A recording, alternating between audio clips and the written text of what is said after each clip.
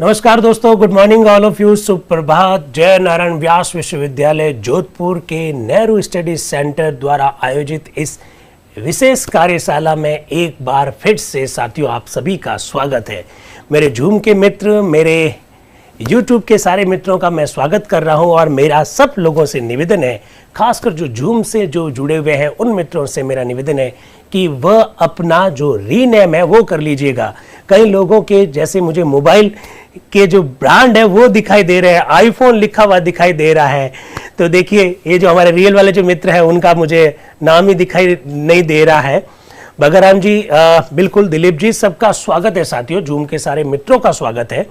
और आज हम किसी गेस्ट को लेकर नहीं आए हैं क्योंकि चर्चा काफ़ी लंबी हो जाती है, 2.5 से पौने 3 घंटे हो जाते हैं।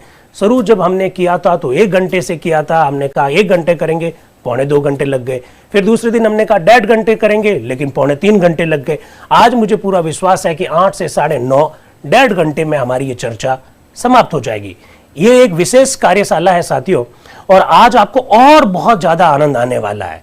आज आपको मालूम पड़ेगा कि किस तरह से हमारे संविधान सभा के स्थायी सभापति चुने गए और किस तरह से संविधान सभा के विभिन्न सदस्यों ने उन्हें अपनी बधाई दी।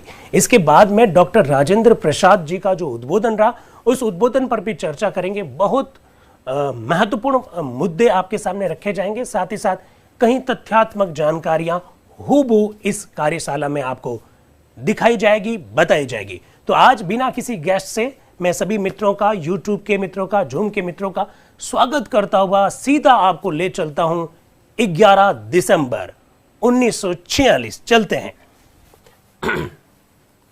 ये लीजिए साथियों, ये आपको दिखाई दे रहा है 11 दिसंबर लिखा हुआ, वार आपको दिखाई दे रहा है, बिल्कुल आप देख सकते हैं।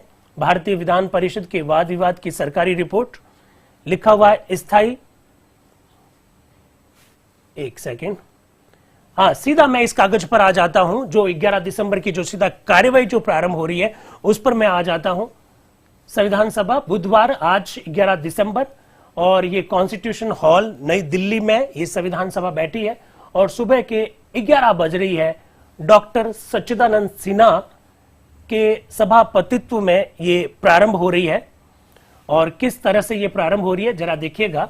सभापति जी आह्वान कर रहे हैं, आप जानने लग गए होंगे 9 दिसंबर और 10 दिसंबर की कार्यवाही के बाद में आप जानने लग गए होंगे कि सभापति जी सबसे पहले क्या कहने वाले।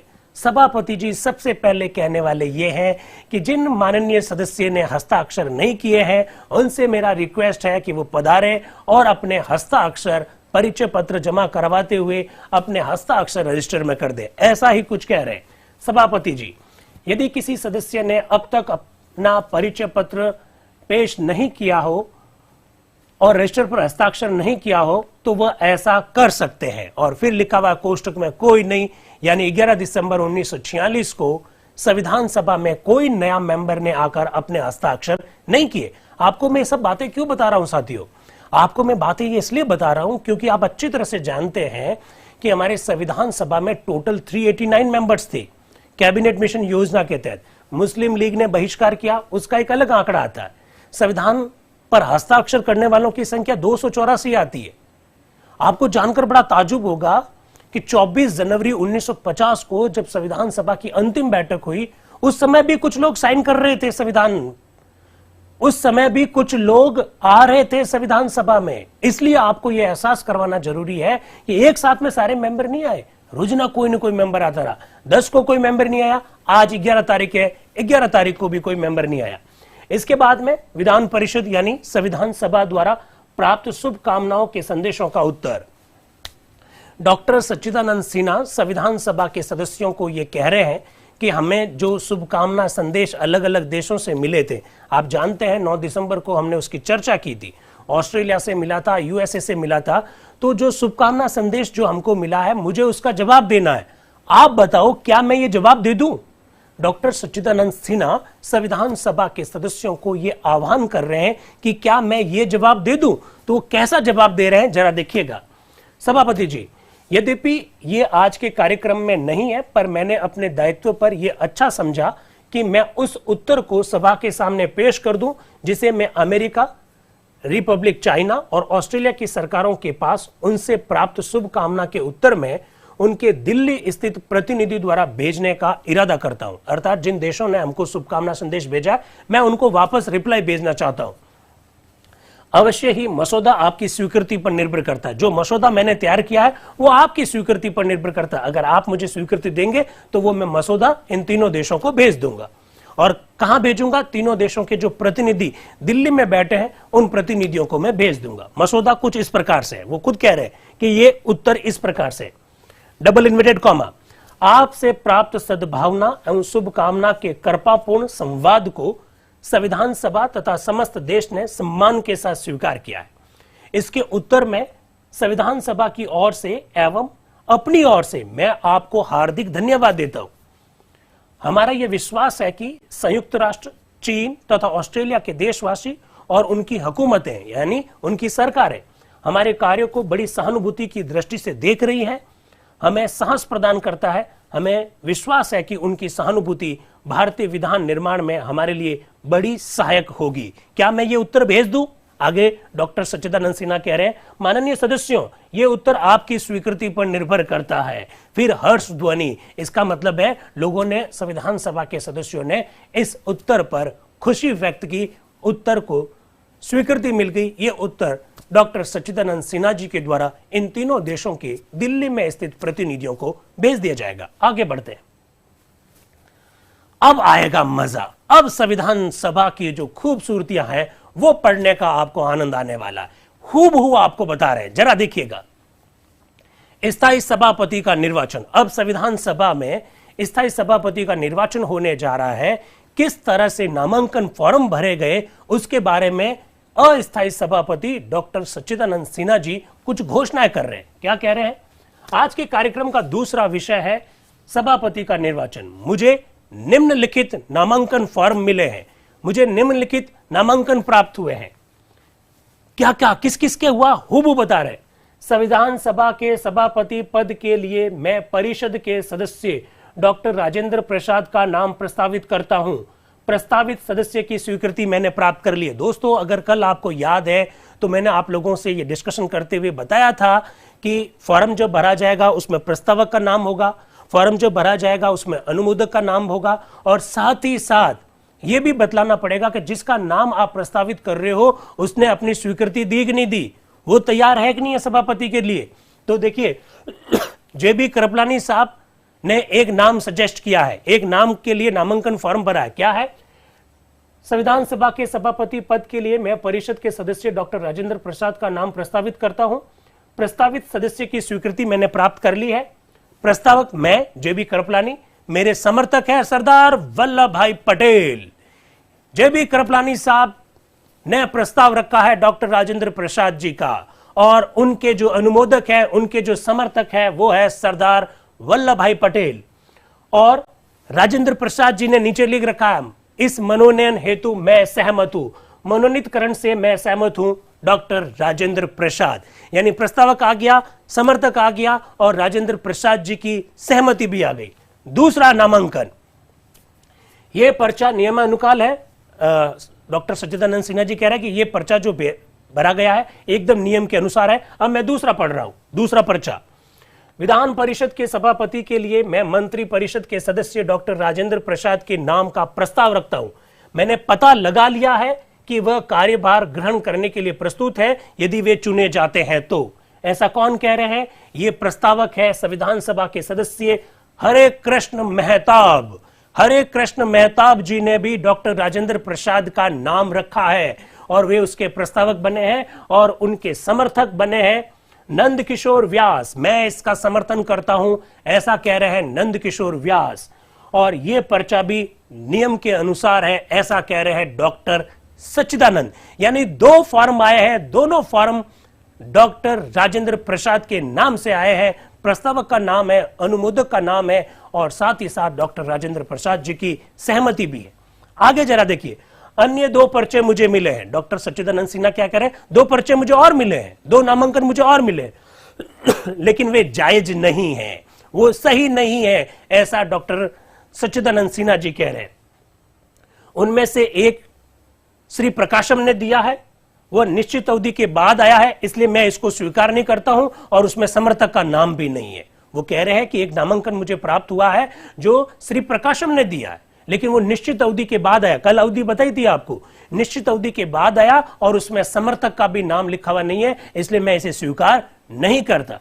फिर कह रहे हैं इसी तरह से एक और पर्चा सर्वपल्ली राधाकृष्णन ने दिया है, यह भी नियम के अनुसार नहीं है क्योंकि इसमें कोई समर्थक नहीं है, और साथ ही साथ इन दोनों नामांकन में उस व्यक्ति की सहमति भी शामिल नहीं की गई है जो सभापति बनने का इच्छुक है। समर्थक है नहीं, टाइम के बाद में आया, साथ ही साथ उस व्यक्ति की सहमति भी नहीं है, इसलिए इन दोनों पर्चों को मैं स्वीकार नहीं करता हूं, ऐसा डॉक्टर सच्चिदानंद सिन्हा कह रहे हैं। फिर क्या कह रहे हैं, फिर जरा सुनिएगा।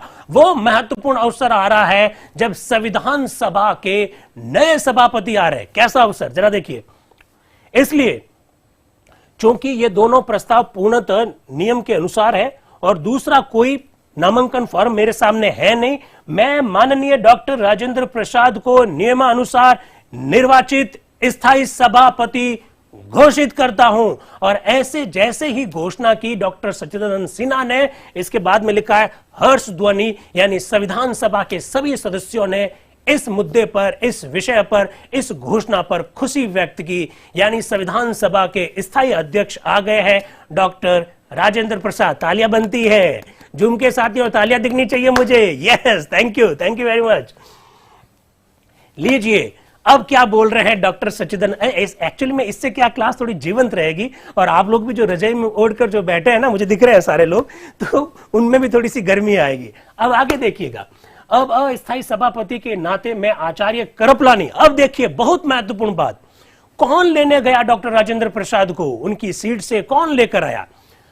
अब अस्थायी सभापति के नाते मैं यानी डॉक्टर सच्चिदानंद सिन्हा आचार्य करपलानी और मौलाना अबुल कलाम आजाद साहब से अनुरोध करूंगा कि वे परिषद की ओर से उनके नियम अनुकूल निर्वाचित सभापति के पास जाए और उन्हें प्लेटफॉर्म पर लाकर मेरे पास आसीन करे, मेरे पास बैठाए। डॉक्टर सच्चिदानंद सिन्हा जी किसको कह रहे हैं, करपलानी जी से कह रहे हैं, और किसे कह रहे हैं, मौलाना अबुल कलाम साहब को कह रहे हैं कि आप जाओ डॉक्टर राजेंद्र प्रसाद को प्लेटफॉर्म पे लाओ और मेरे पास वाली सीट पर बैठाओ। हैंड ओवर टेक ओवर, आप जब ऑफिसर्स बनेंगे तो कई बार हैंड ओवर टेक ओवर करना पड़ेगा, ये हैंड ओवर टेक ओवर की ही स्थिति है, आप जरा देखिएगा। फिर आचार्य करपलानी और मौलाना आजाद साहब राजेंद्र प्रसाद को ससम्मान सभापति के आसन पर बैठाया, ये लिखा हुआ है यहां पर। फिर सभापति जी क्या बोल रहे हैं, सभापति जी बोल रहे हैं hip hip hurray, hip hip hurray बोल रहे हैं डॉक्टर सच्चिदानंद सिन्हा साहब। और इसके बाद में सारे सदस्य संविधान सभा के कह रहे हैं इंकलाब जिंदाबाद, इंकलाब जिंदाबाद, और कुछ लोग कह रहे हैं जय हिंद जय हिंद। इस प्रकार के माहौल में डॉक्टर राजेंद्र प्रसाद सभापति की सीट की ओर जा रहे हैं, हिप हिप हुर्रे, इंकलाब जिंदाबाद और जय हिंद के नारों के बीच में। आगे बढ़े डॉक्टर सच्चिदानंद सिन्हा।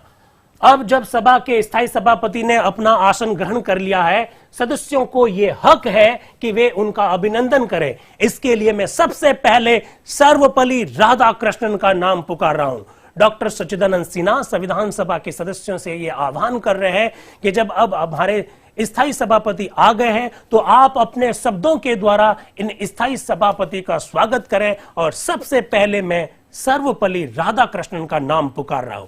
तो डॉक्टर राजेंद्र प्रसाद के सभापति बनने के बाद के सबसे पहले वक्ता के रूप में आ रहे हैं सर्वपल्ली राधाकृष्णन। साथियों, आप लोग जानते हैं सर्वपल्ली राधाकृष्णन कैसी शख्सियत रही है। देश के वो राष्ट्रपति बने, लेकिन फिलोसोफर के रूप में, दार्शनिक के रूप में उनका जबरदस्त योगदान है। और उनकी जो ज्ञान है, उनकी ज्ञान को आप समझ सकते हैं, महसूस करेंगे जब आप उनका आज का भाषण देखेंगे। पूरी तरह से ज्ञानता से युक्त उनका सर्वपल्ली राधाकृष्णन का यह भाषण, जो डॉक्टर राजेंद्र प्रसाद जी के सभापति बन जाने की वजह से उनके अभिनंदन के लिए कहा गया। सर्वपल्ली राधाकृष्णन आ रहे हैं स्थायी सभापति को। अब सभापति को जो बधाइयों का जो सिलसिला है वो प्रारंभ हो जाएगा। बहुत सारी बधाइयां मैं आपके सामने रखूंगा, लेकिन मैं ये बताना चाहूंगा कि हमारे संविधान सभा के जो मेंबर्स थे, उन मेंबर्स में कितना ज्ञान था। वो जब शब्दों का प्रयोग करेंगे, खासकर जब सरोजिनी नायडू आएगी, सर्वपल्ली राधाकृष्णन आएंगे, और भी जो विद्वान आएंगे, आप उनके विचारों को जरा देखना, कितना ज्ञान है उनमें। सर्वपल्ली राधाकृष्णन। अब जो कुछ भी बोल रहे हैं वो राधाकृष्णन बोल रहे हैं, डॉक्टर राजेंद्र प्रसाद के बारे में बोल रहे हैं। आदरणीय सभापति महोदय, मैं इसे अपना महान सम्मान समझता हूं कि परिषद यानी संविधान सभा परिषद के स्थायी सभापति के निर्वाचन के उपरांत मैं यहां पहला वक्ता बन रहा हूं। मैंने पहले से कह दिया साथियों, पहले वक्ता जेबी कृपलानी थे संविधान सभा के, लेकिन राजेंद्र प्रसाद के सभापति बन जाने के बाद वो खुद क्या कह रहे हैं, स्थायी सभापति के निर्वाचन उपरांत मैं यहां पहला वक्ता बन रहा हूं। मैं सभा की ओर से इस अतुलनीय सम्मान प्राप्ति पर स्थायी सभापति का सादर अभिनंदन करता हूं। यहां संविधान सभा समवेत हुई है, मतलब एकत्रित हुई है संविधान बनाने के लिए, ब्रिटेन के राजनीतिक, आर्थिक और सामरिक नियंत्रण की वापसी को कार्यान्वित करने के लिए एवं स्वतंत्र भारत की राज्य की स्थापना करने के लिए 11 दिसंबर 1946 को बोल रहे हैं सर्वपल्ली राधाकृष्णन। यदि हम सफल हुए तो सत्ता हस्तांतरित करने का ये काम मानव इतिहास में जितने ऐसे काम हुए उनमें सर्वाधिक महत्वपूर्ण काम और बिना रक्तपात के काम माना जाएगा। सर्वपल्ली राधाकृष्णन, वो सेंटेंस बता रहा हूं। यह सभा यहां एकत्रित हुई है विधान बनाने के लिए, ब्रिटेन के राजनीतिक, आर्थिक और सामरिक नियंत्रण की वापसी को कार्यान्वित करने के लिए और स्वतंत्र भारत के राज्य की स्थापना के लिए। यदि हम सफल हुए तो सत्ता हस्तांतरण करने का यह काम मानव इतिहास में जितने भी ऐसे काम हुए हैं उनमें सर्वाधिक महान और रक्तपात शून्य होगा। ऐसा सर्वपल्ली राधाकृष्णन कह रहे हैं। क्या शब्दों का प्रयोग कर रहे हैं। देश किस तरह से आजाद होगा, वो कह रहे हैं कि आज तक जितने भी काम हुए उनमें सर्वाधिक महान काम ऐसा होगा जो बिना रक्तपात के होगा। ऐसा सर्वपल्ली राधाकृष्णन कह रहे हैं। फिर देखिए, सर्वपल्ली राधाकृष्णन कुछ इतिहास की बातें भी करेंगे। वो कह रहे हैं सबसे पहला अंग्रेज, राधाकृष्णन कह रहे हैं सबसे पहला अंग्रेज जो भारत में सन 1579 में आया वह था एक ईसाई धर्म प्रचारक। उसके बाद व्यापारी आए, जो आए तो थे व्यापार करने पर शासन करने लग गए, शासन करने के लिए यहां जम गए, वो शब्द का प्रयोग कर रहे हैं। 1765 में राज्य सत्ता ईस्ट इंडिया कंपनी को हस्तांतरित हुई। बाद में धीरे धीरे कंपनी का शासन पार्लियामेंट के अधीन होता गया और फिर पार्लियामेंट ने शासन स्वयं अपने हाथ में ले लिया।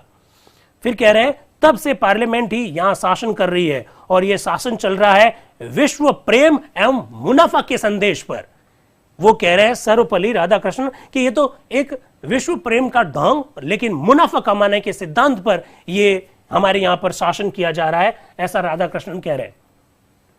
फिर वो कह रहे हैं ब्रिटिश शासन के विरुद्ध यहां हमेशा से ही आवाज उठती रही है। 1885 में कांग्रेस की स्थापना से उन समस्त विरोधों का प्रवाह एक धारा में बहने लगा। महात्मा गांधी, 11 दिसंबर को फिर महात्मा गांधी का डिस्कशन है। महात्मा गांधी संविधान सभा के सदस्य नहीं है, लेकिन महात्मा गांधी बहुत कम ऐसे दिन हुए जब उनके बारे में चर्चा संविधान सभा में नहीं हुई। देखिए, किसी के जाने के बाद हम उसके बारे में चर्चा करें वो बात समझ में आती है, लेकिन अपने समानांतर नेताओं की चर्चा इस तरह से करना अपने आप में बतलाता है कि गांधी जी का जो वैल्यू थी उस समय वो किस प्रकार की रही होगी। क्या कह रहे हैं, महात्मा गांधी के आगमन तक कांग्रेस नम्र उपायों से काम लेती रही। आप जानते हैं नरम दल गरम दल का इतिहास हम लोग जानते हैं। महात्मा गांधी के आगमन तक कांग्रेस नम्र उपायों से उपाय लेती रही, पर बाद में ये उग्र और तीव्रगामी हो गई। 1930 में लाहौर के भारतीय स्वतंत्रता का प्रस्ताव पारित हुआ, जबकि आप जानते हैं 1929 में पास हुआ था लाहौर का कांग्रेस अधिवेशन, पर सर्वपल्ली राधाकृष्णन जी के मुंह से निकल गया 1930। इस प्रकार की बातें चलती है। जब आप धारा प्रवाह बोलते हैं तो इस प्रकार की तथ्यात्मक गलतियां हो जाती है। क्या कह रहे हैं, सन 1930 में लाहौर में भारतीय स्वाधीनता का प्रस्ताव पास हुआ और आज हम उसी प्रस्ताव को कार्यान्वित करने के लिए यहां एकत्रित हुए हैं। अंग्रेज जाति अत से इति पर्यंत अनुभवगामी है। लॉर्ड पामस्टन ने कहा हम अंग्रेजों का कोई नित्य सनातन सिद्धांत नहीं है, हमारा एक ही सिद्धांत है अपने हित। सर्वपल्ली राधाकृष्णन कहना चाह रहे हैं कि लॉर्ड पामस्टन के सिद्धांत पर अंग्रेज काम करते हैं और पामस्टन कह रहा है हमारा कोई स्थायी सिद्धांत नहीं है, हमारा एक ही स्थायी सिद्धांत है, हम अपने हितों की पूर्ति कैसे करें। हम अंग्रेजों का कोई नित्य सनातन सिद्धांत नहीं है, हमारे लिए हित ही सनातन एवं नित्य है। अंग्रेज जब कोई विशेष पथ अपनाते हैं तो आप इसे सत्य समझे, वे सत्ता को बाध्य हो समर्पित करने की भावना से ऐसा नहीं करते हैं, बल्कि स्थिति की गंभीरता एवं ऐतिहासिक आवश्यकता के उत्तर स्वरूप ही ऐसा पद ग्रहण करते हैं। अब असंतोष उग्र हुआ तो उन्होंने हमें मार्ले मिंटो सुधार दिया और सांप्रदायिक निर्वाचन प्रणाली दी। सर्वपल्ली राधाकृष्णन कह रहा है कि अंग्रेज जब भी कोई काम करते हैं तो वो ऐसे नहीं बहुत अच्छे हैं इसलिए करते हैं, उनकी कोई ना कोई मजबूरी हो जाती है, इस वजह से वो ऐसा करते हैं। फिर वो कह रहे हैं कि जब जब हम उग्र हुए तब तक अंग्रेज पीछे सरके और कुछ न कुछ हमारे यहां पर सुधार किया, मार्ले मिंटो सुधार की और बात कर रहे हैं सर्वपल्ली राधाकृष्णन। देखिए आगे वो कह रहे हैं, यह पद्धति जनता को परस्पर पृथक रखने के उद्देश्य से प्रारंभ की गई, सांप्रदायिक निर्वाचन प्रणाली की ओर संकेत कर रहे हैं। ब्रिटेन के उच्च मस्तिष्कों ने, विवेकी विद्वानों ने यहां के अधिकारियों को यह परामर्श दिया था कि यदि सांप्रदायिक निर्वाचन संघ की पद्धति को उन्होंने चतुराई से यहां चालू कर दिया तो वे इस धरोहर के प्रति विश्वासघात करेंगे जो उन्हें सौंपी गई। सर्वपल्ली राधाकृष्णन क्या कह रहे हैं सांप्रदायिक निर्वाचन प्रणाली के बारे में कि ब्रिटेन के अच्छे मस्तिष्क वाले लोगों ने बताया था कि अरे ये सांप्रदायिक निर्वाचन प्रणाली मत लागू करो। सांप्रदायिक निर्वाचन प्रणाली लागू कर दी तो भारत की जो धरोहर है सांप्रदायिक सद्भाव की, उस धरोहर को आप नुकसान पहुंचाओगे। लेकिन इसके बावजूद भी इन्होंने लागू कर दिया, उन्होंने चतुराई से यहां चालू कर दिया और वे इस धरोहर के प्रति विश्वासघात करेंगे जो उन्हें सौंपी गई है। इससे वे यहां के राजनीतिक समुदाय में एक ऐसा घातक विष प्रविष्ट करा देंगे जिसका निकालना बहुत कठिन ही होगा, और यदि हम उसे निकाल भी सके तो गृह युद्ध रूपी मूल्य चुकाकर ही कर सकेंगे। वाह, क्या बात कही है सर्वपल्ली राधाकृष्णन ने कि सांप्रदायिक निर्वाचन प्रणाली ऐसे एक विष की भांति हमारे यहां पर फैलेगी कि इससे हम लोग इतने टूट जाएंगे कि या तो गृह युद्ध होगा। सर्वपल्ली राधाकृष्णन 11 दिसंबर 1946 को संविधान सभा में ये जब विचार व्यक्त कर रहे हैं तो आप लोग जानते हैं उस समय भारत में सांप्रदायिक दंगों की क्या स्थिति रही। आप लोग जानते हैं उस समय मुस्लिम लीग क्या कर रहा था। सर्वपल्ली राधाकृष्णन उसी की ओर संकेत कर रहे हैं। फिर देखिएगा, बाद में मॉन्टेग्यू चेम्सफोर्ड सुधार, इसके बाद में 1935 का एक्ट, फिर क्रिप्स प्रस्ताव मिले और आज कैबिनेट की योजना मिली। इस विषय पर सम्राट की सरकार का हाल का वक्तव्य यह प्रकट करता है कि अधिकार का सहज आत्मसमर्पण मानव स्वभाव के लिए मुश्किल है। सर्वपल्ली राधाकृष्णन कह रहे हैं कि ब्रिटेन के जो सम्राट है वो जो बात कह रहे हैं वो कह रहे हैं कि हम भारतीयों को जो आजादी दे रहे हैं वो बहुत हमारे लिए मुश्किल स्थिति है। एक समुदाय को दूसरे समुदाय से भिड़ा देना महती जाति की मर्यादा के प्रतिकूल है। यह तो चालाकी की अति है जो टिक नहीं सकती है। क्या विचार कर रहे हैं सर्वपल्ली राधाकृष्णन साहब।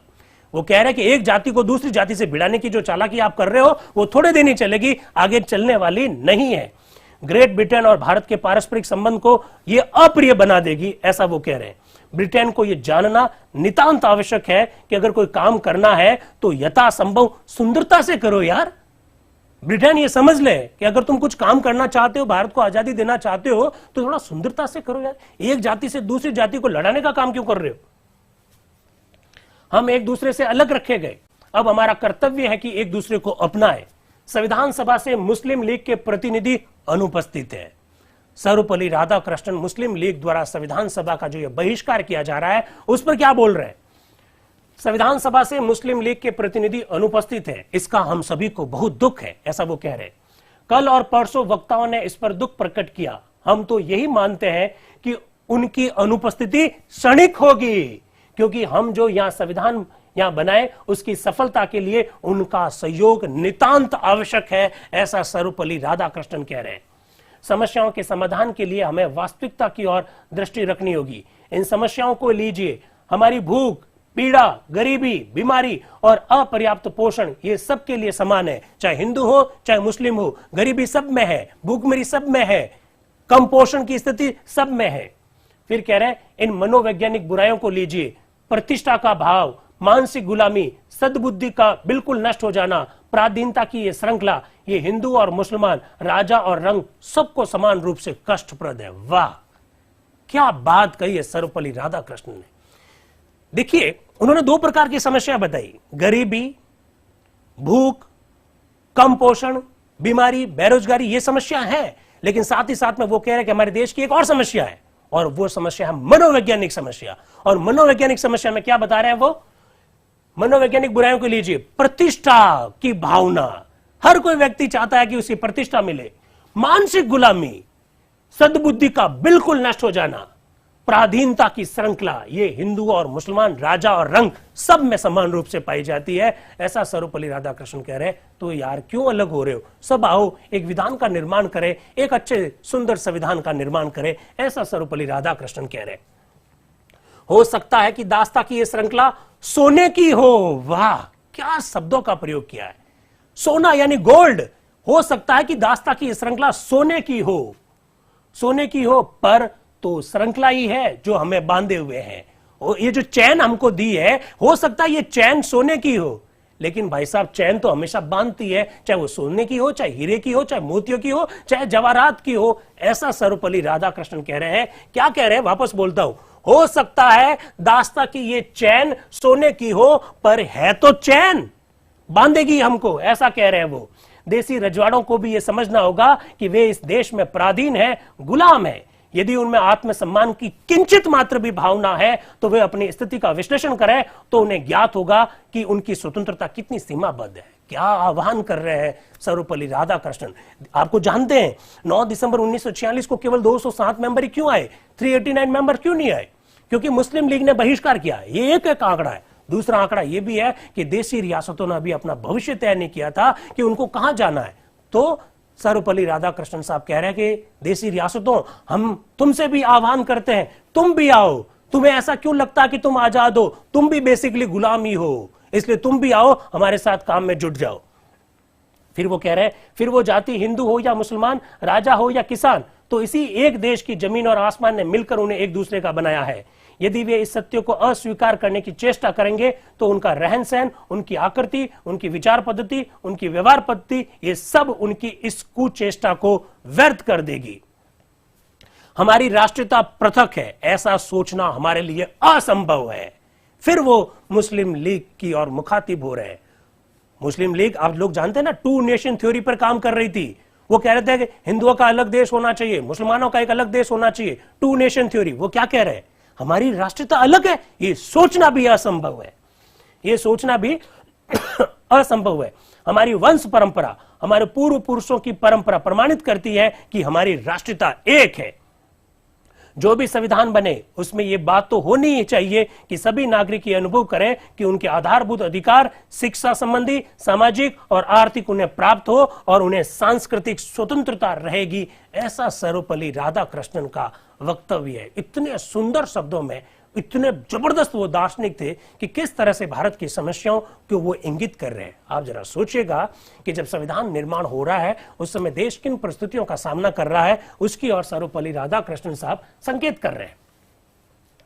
किसी को दबाया नहीं जाएगा, वह विधान सही मायने में गणतांत्रिक होगा, जिसकी छत्र छाया में हम राजनीतिक स्वतंत्रता प्राप्ति के लिए आर्थिक स्वतंत्रता एवं समानता प्राप्त करेंगे। हर व्यक्ति को इस गौरव का ज्ञान होना चाहिए कि वह इस राष्ट्र का नागरिक है, ऐसा राधाकृष्णन साहब कह रहे हैं। फिर वो आगे कह रहे हैं, मुझे स्मरण होता है कि 1 मई सन 1890 को किस तरह से फ्रांस का परम प्रसिद्ध लेखक अनातोले फ्रांस पेरिस के प्रख्यात म्यूजियम गुमेट में गया और वहां एशियाई देवताओं की प्रशांत मधुर प्रतिमाओं के बीच बैठ ध्यान मग्न हो जीवन के उद्देश्य पर, उसकी वास्तविकता पर और उस सार का महामत्य पर विचार करने लगा जिसे जनता और सरकारें आज तलाश रही है। क्या उदाहरण दे रहे हैं। अब सर्वपल्ली राधाकृष्णन महात्मा बुद्ध पर आएंगे। क्या कह रहे हैं वो, उनकी दृष्टि भगवान बुद्ध की प्रतिमा पर पड़ी। चिर हुआ भगवान बुद्ध सन्यासी वेश में पद्मासन पर समासीन हो 2 अंगुलियां उठाए मिट्टी झिड़की से मानवता को समझा रहे थे कि वह ज्ञान एवं परोपकार, बुद्धि एवं प्रेम, प्राण और करुणा की वृद्धि करे। अनातोले के जी में आया कि महात्मा बुद्ध की प्रतिमा के आगे झुककर वो प्रार्थना करे। उन्होंने कहा, हम किस सभ्यता से आ रहे हैं, हम किस संस्कृति से आ रहे हैं। अरे हमारे भगवान बुद्ध को दुनिया के जो फ्रांस के जो विद्वान हैं वो उनके सामने नतमस्तक होकर खड़े हैं और हम कह रहे हैं कि हम 2 नेशन थ्योरी पर काम करेंगे, हम कह रहे हैं कि हमारे रास्ते अलग है। क्या कर रहे हो, ऐसा सर्वपल्ली राधाकृष्णन साहब आह्वान कर रहे हैं।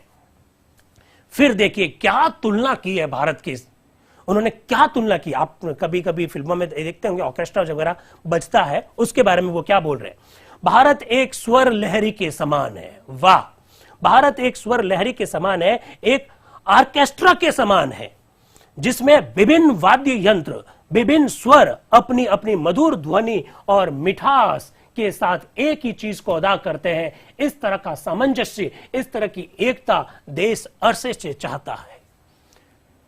सर्वपल्ली राधाकृष्णन साहब ने भारत की संस्कृति की तुलना उस ऑर्केस्ट्रा की भांति की है जिसमें विभिन्न तरह के वाद्य यंत्र लगे हुए, विभिन्न तरह के स्वर आ रहे हैं, लेकिन एक सामंजस्य के साथ में वो काम कर रहे हैं। इस प्रकार की तुलना सर्वपल्ली राधाकृष्णन अपने उस वक्तव्य में कर रहे हैं, पहले वक्ता के रूप में राजेंद्र प्रसाद जी के सभापति बन जाने के पश्चात। फिर ये कह रहे हैं ये केवल संयोग की बात ही नहीं है कि हमारे अस्थायी और स्थायी सभापति डॉक्टर सच्चिदानंद सिन्हा और डॉक्टर राजेंद्र प्रसाद दोनों ही बिहार के हैं, दोनों ही बिहार की भावना से, अजय सौजन्य से परिपूरित है। महर्षि व्यास महाभारत में कहते हैं, अब वो महाभारत का एक वक्तव्य का उदाहरण दे रहे हैं। मर्दुना दारुणम हंति अदारुणम ना साध्य मर्दुना किंचित तस्मा तीक्षांतर ही मृदु, अर्थात मृदुता या सृजनता कठोरतम और कोमलतम दोनों ही पर विजय प्राप्त करती है। सौजन्य के लिए कुछ भी असाध्य नहीं है, अतः सौजन्य ही तेज से तेज अस्त्र है, ऐसा वो कह रहे हैं। फिर वो राजेंद्र प्रसाद जी के बारे में बोल रहे हैं।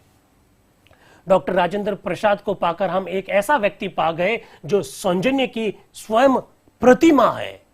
सौजन्य किसकी ओर इशारा करे? जोड़ने वाले लोग, विभिन्न विचारधारा के लोग, विभिन्न धर्मों के लोग, विभिन्न जातियों के लोग अब संविधान सभा में बैठेंगे तो डॉक्टर राजेंद्र प्रसाद सौजन्य की प्रतिमा है, अर्थात जोड़ने वाली एक मूर्ति है, ऐसा वो कह रहे हैं। इनमें असीम धैर्य है, असीम साहस है। ये जो असीम धैर्य और साहस, आप कहेंगे अध्यक्षता करते हुए आपको धैर्य की कहां जरूरत पड़ेगी? पड़ेगी। जब कुछ लोग आएंगे, कुछ मेंबर्स आएंगे, कई तरह के आरोप लगाएंगे, कई तरह की बातें कहेंगे, उस समय आपको धैर्य का परिचय देना होगा। इनमें असीम धैर्य है, असीम साहस है। इन्होंने घोर कष्ट सहे हैं, डॉक्टर राजेंद्र प्रसाद ने घोर कष्ट सहे हैं। ये कांग्रेस का 60वां वर्ष भी है, वो कह रहे हैं। कौन? सर्वपल्ली राधाकृष्णन। ये कांग्रेस का 60वां वर्ष है और आज हम संविधान सभा का प्रारंभ कर रहे हैं। ये केवल संयोग की ही बात नहीं है, कृतज्ञता पूर्वक हमें उन महाविभूतियों को याद करना है जिन्होंने इस देश की स्वतंत्रता के लिए आज के स्वर्णिम दिन के लिए प्रयास किया और कष्ट सहे हैं। हजारों मर गए, हजारों ने कारावास, निर्यातन और यातनाएं सही है। उनकी असीम यातनाओं के बल पर ही कांग्रेस रूपी इस विशाल अट्टालिका निर्मित हुई है। हम उन सभी त्यागियों को याद रखना है। डॉक्टर राजेंद्र प्रसाद सदा ही देश के, कांग्रेस के कष्ट झेलने वाले सेवक रहे हैं। देश की भावना के आप मूर्तिमान प्रतीक है। हमारी तो यही आशा है कि बंधुत्व और एकता की वह भावना जो हमारी संस्कृति में भगवान शिव से लेकर महात्मा गांधी और राजेंद्र प्रसाद तक चली आई है, हमारे प्रयत्नों को प्रेरणा प्रदान करेगी। और इसके बाद में सर्वपल्ली राधाकृष्णन साहब नीचे बैठ जाते हैं, अपनी जगह पर जाके बैठ जाते हैं। अंदाज लगाइए क्या लोग थे वो, क्या ज्ञान था वो, कितना मतलब जबरदस्त ज्ञान का प्रदर्शन है ये। फिर श्री प्रकाश आते हैं, वो एक मजाक में प्रश्न पूछते हैं, क्या ये मैं जान सकता हूं कि अभी संविधान सभा का अध्यक्ष कौन है? श्री प्रकाश कह रहे हैं कि मुझे बताएंगे कि अभी संविधान सभा का सभापति कौन है? तो डॉक्टर सच्चिदानंद सिन्हा बोलता, मैं हूं सभापति। डॉक्टर सच्चिदानंद सिन्हा क्या बोल रहे हैं? मैं हूं अभी तक सभापति। आगे जरा देखिए, नाम पुकारते हैं एन गोपालास्वामी आयंगर। आप लोग जानते हैं प्रारूप समिति के एक बड़े जबरदस्त विद्वान सदस्य गोपालास्वामी आयंगर।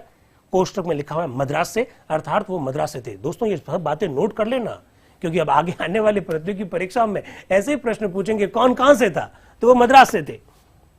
जबरदस्त व्यक्ति थे वो भी। जरा सुनिएगा। सभापति महोदय डॉक्टर राजेंद्र प्रसाद को जो सर्वसम्मति से इस सभा के स्थायी सभापति चुने गए हैं, मैं अपनी शुद्र श्रद्धांजलि समर्पित करना चाहता हूं। और मेरे मित्र सर्वपल्ली राधाकृष्णन अंग्रेजी भाषा के एक श्रेष्ठ भारतीय वक्ता है। उनके लालित्यपूर्ण प्रवाह के बाद मैं कह सकता हूं कि मेरा भाषण आपको बहुत नीरस लगेगा। वो कह रहे हैं कि सर्वपल्ली राधाकृष्णन ने अंग्रेजी में जो कुछ बोला उसके बाद में अब मेरा भाषण तो आपको नीरस ही लगने वाला, जबकि ऐसा नहीं है, बड़ा मजा आएगा आपको। डॉक्टर राजेंद्र प्रसाद का निर्वाचन उस असीम विश्वास का प्रतीक है जो संविधान सभा ही क्या समस्त देश इनमें रखता है।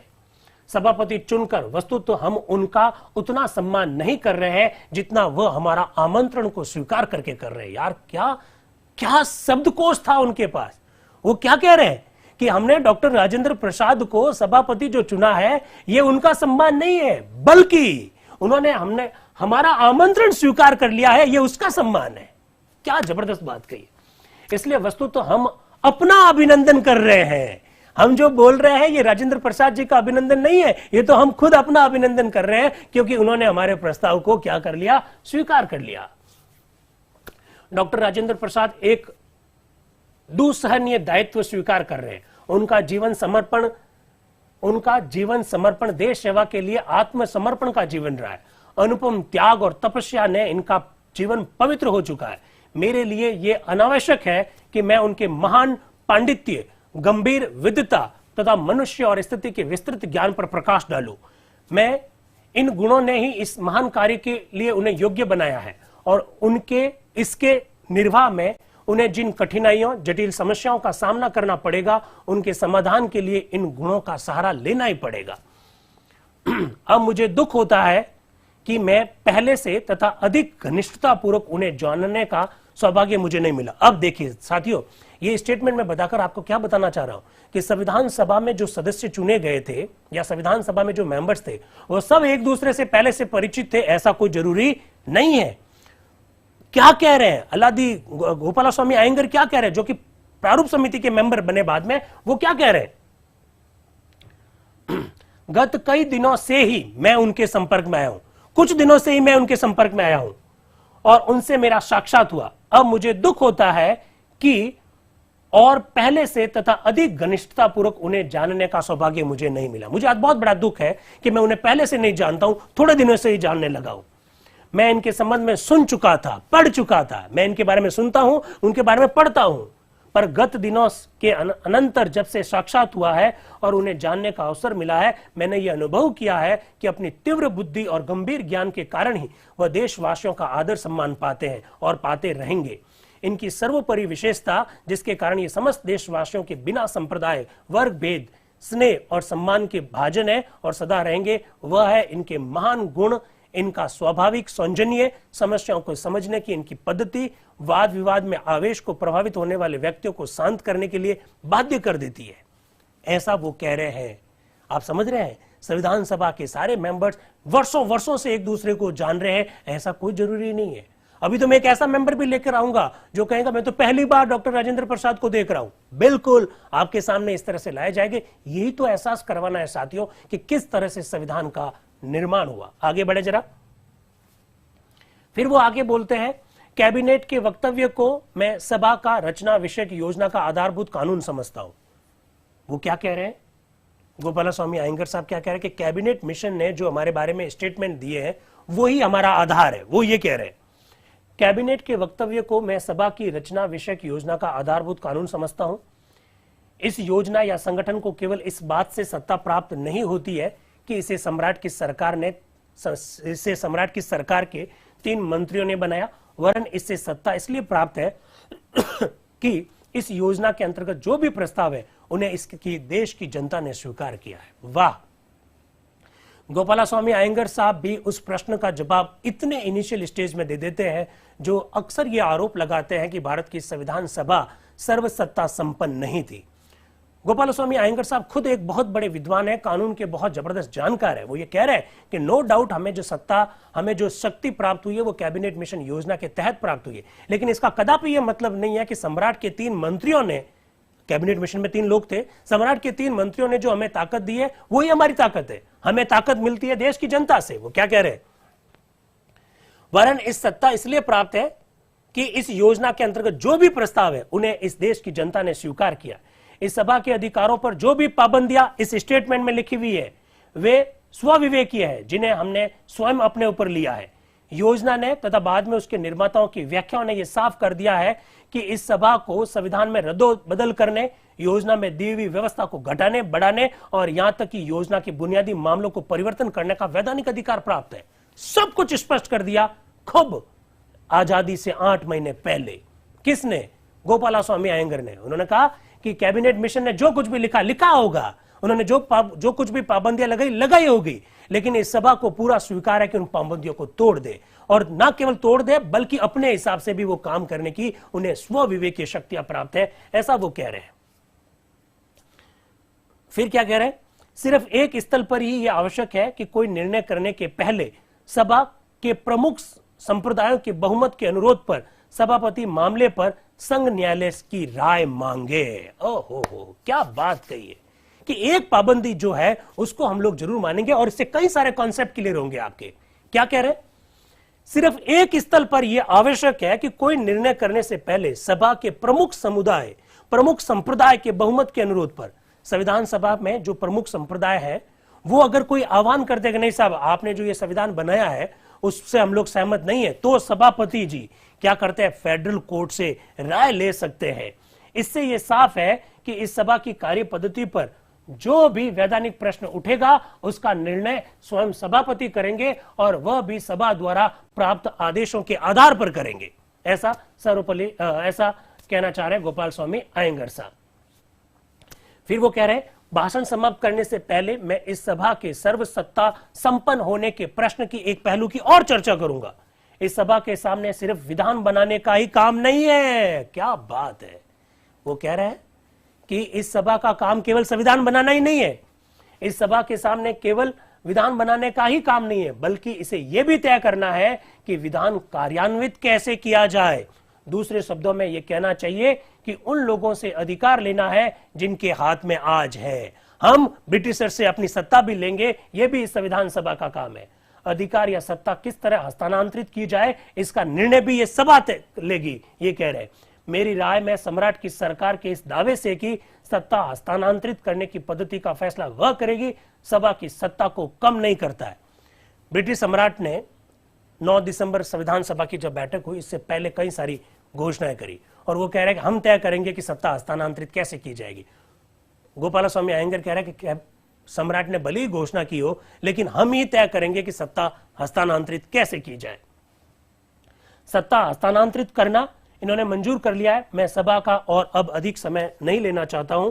महोदय, आपको इस सभा का सभापति पाकर हमें बहुत गर्व है और हम आपकी पूर्ण सफलता की कामना करते हैं। इसके बाद लगातार तालियां बजी। अब सभापति जी डॉक्टर सच्चिदानंद सिन्हा फिर बोलते हैं। इस सभा में 2 बड़े सदस्यों ने अपने विचार व्यक्त कर दिए। ये डॉक्टर सच्चिदानंद सिन्हा कह रहे हैं। एक सर्वपल्ली राधाकृष्णन, उनके लिए देखो क्या बोला, बड़े ध्यान से सुनिएगा सच्चिदानंद सिन्हा जी क्या बोल रहे हैं। इस सभा के 2 बड़े प्रमुख सदस्य महान दार्शनिक, 1946 दिसंबर में डॉक्टर सच्चिदानंद सिन्हा सर्वपल्ली राधाकृष्णन के बारे में यह कह रहे हैं कि महान दार्शनिक। सब लोग समानांतर काम कर रहे हैं, सब लोग आयु में 5-10 साल छोटे बड़े हैं, लेकिन वो कह रहे हैं कि वो महान दार्शनिक है।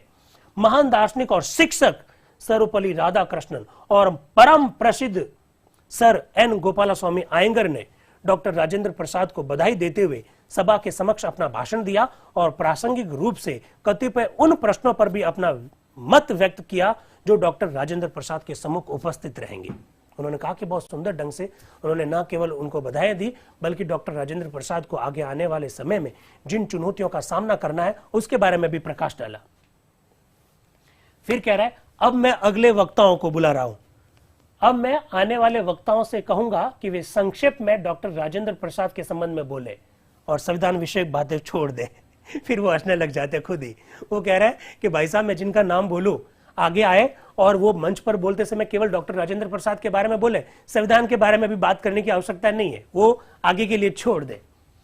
फिर वो नाम बोलते हैं F.R. एंथोनी। ये एंथोनी साहब वही एंथोनी साहब जो बाद में जो डॉक्टर सच्चिदानंद सिन्हा को मदद करने के लिए संविधान सभा के उपसभापति मनोनीत किए। ये वही एंथोनी साहब है जो महज, बहुत ध्यान से सुनिएगा साथियों, मेरी उम्र 42 वर्ष है। एंथोनी साहब जिस उम्र में संविधान सभा के सदस्य है उस समय उनकी आयु केवल 38 वर्ष है। इतने बड़े देश का विधान बनाने के लिए एक 38 वर्ष का युवा संविधान सभा का मेंबर है। एंथोनी साहब क्या बोल रहे हैं जरा सुनिएगा। अस्थायी सभापति महोदय, चंद मिनट पहले मुझसे यह पूछा गया कि क्या डॉक्टर राजेंद्र प्रसाद को बधाई देने में, उनका अभिनंदन करने में मैं भी शामिल होऊंगा। मैंने हार्दिक प्रसन्नता से यह आमंत्रण स्वीकार कर लिया। महोदय अब क्या कह रहे हैं जरा देख लीजिएगा, सारे आरोपों का जवाब आपको इस बहस से मिलेगा। महोदय, डॉक्टर राजेंद्र प्रसाद को व्यक्तिगत रूप से जानने का सौभाग्य मुझे नहीं मिला। एंथोनी साहब कह रहे हैं कि डॉक्टर राजेंद्र प्रसाद को मैं व्यक्तिगत रूप से नहीं जानता, पर मैं जानता हूं और मेरे लिए यह अनावश्यक है कि मैं उनके गुणों और बहुविदित और पांडित्यपूर्ण कारनामों की व्याख्या करूं। मैं उनको व्यक्तिगत रूप से भले ही नहीं जानता हूं, लेकिन मैं उनके कार्यों से परिचित हूं। जिस पद के लिए वह सर्वसम्मति से निर्वाचित हुए हैं, वह न केवल महान और अपूर्व है, वरन एक बहुत दुस्साहस वाला कार्य भी है। आपका यह सतत कर्तव्य होगा, आपकी ये निरंतर चेष्टा होगी कि देश के भिन्न भिन्न हितों पर आपकी समान दृष्टि रहे। यानी संविधान सभा के जो सदस्य हैं, उनके मस्तिष्क में कहीं ना कहीं ये बात है कि अलग अलग समुदाय के जब लोग आ रहे हैं और उनके लिए जब एक संविधान बनेगा, तो जो अध्यक्ष के सीट पर बैठ रहा है, जो सभापति के सीट पर बैठ रहा है, वो विभिन्न समुदायों को समुचित प्रतिनिधित्व दे बोलने के संदर्भ में और समान दृष्टि रखे।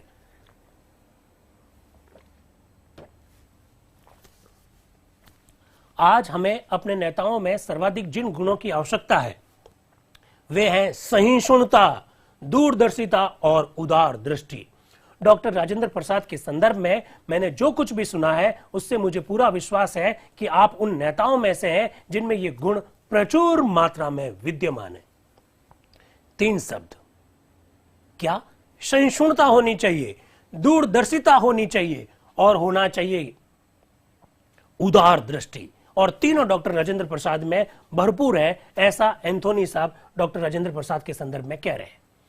फिर वो कह रहे हैं, जब मैं ये विश्वास प्रकट करता हूं कि डॉक्टर राजेंद्र प्रसाद न केवल मर्यादा पूर्वक बल्कि श्रेष्ठता पूर्वक अपने प्रतिष्ठित पद को सुशोभित करेंगे। अब जितने भी जो वक्तव्य आ रहे हैं वो छोटे छोटे हैं, क्योंकि डॉक्टर सच्चिदानंद सिन्हा ने एक तरह से चेतावनी दे दी है मेंबर्स को कि भाई आपको कैली बधाई देनी है डॉक्टर राजेंद्र प्रसाद को, आपको संविधान के बारे में अभी नहीं बोलना, इसलिए सबके छोटे छोटे वक्तव्य आ रहे हैं। इसके बाद में सरदार उज्जवल सिंह है, ये पंजाब से है, ये भी बधाई देते हैं और ये क्या कह रहे हैं कि मुझे बड़ा हर्ष है कि मैं भी इसमें अपना सुर मिला रहा हूं। वस्तुतः तो मेरा विश्वास है कि इस अपूर्व और ऐतिहासिक सभा के सभापति के लिए सबसे अधिक उपयुक्त और सुंदर चुनाव इससे बढ़िया हो ही नहीं सकता, ऐसा वो सरदार उज्जवल सिंह कह रहे हैं। अपने अतुल त्याग, सेवा, अनुपम पांडित्य, योग्यता, सौजन्य और सर्वोपरि निष्कलंक चरित्र के कारण आप न केवल बिहार के ही वरन समस्त भारत में आराध्य बन गए हैं। यार, किसी 50 साल पहले के व्यक्ति की प्रशंसा में इस प्रकार के शब्द बोले जाए तो बात समझ में आती है, लेकिन समानांतर व्यक्ति के बारे में इतने अच्छे शब्द बोलना, इतने सुंदर शब्द बोलना, इसका मतलब ये वाकई में बहुत कैलिबर के लोग रहे होंगे। और इसीलिए तो हम लोग कहते हैं कि संविधान सभा के जो मेंबर्स थे जिन्होंने भारत के संविधान का निर्माण किया, वो किसी भी तरह से देवदूत से कम नहीं थे, आप जान सकते हैं। सभापति जी, मुझे आशा है और पूरा विश्वास है कि उनके योग्य पथ प्रदर्शन और प्रेरणा से यह सभा न केवल संविधान बनाने में सफल होगी वरन स्वतंत्र प्रजातंत्र राज्य स्थापित करने में भी सफल होगी। परमात्मा से मेरी प्रार्थना है कि वह उन्हें यानी राजेंद्र प्रसाद साहब को इन दुशासनिक कर्तव्य और कठोर दायित्व के संपादन में शक्ति दे और जो खाद्य मंत्री तथा इस ऐतिहासिक सभा के सभापति के नाते उन पर लागू है।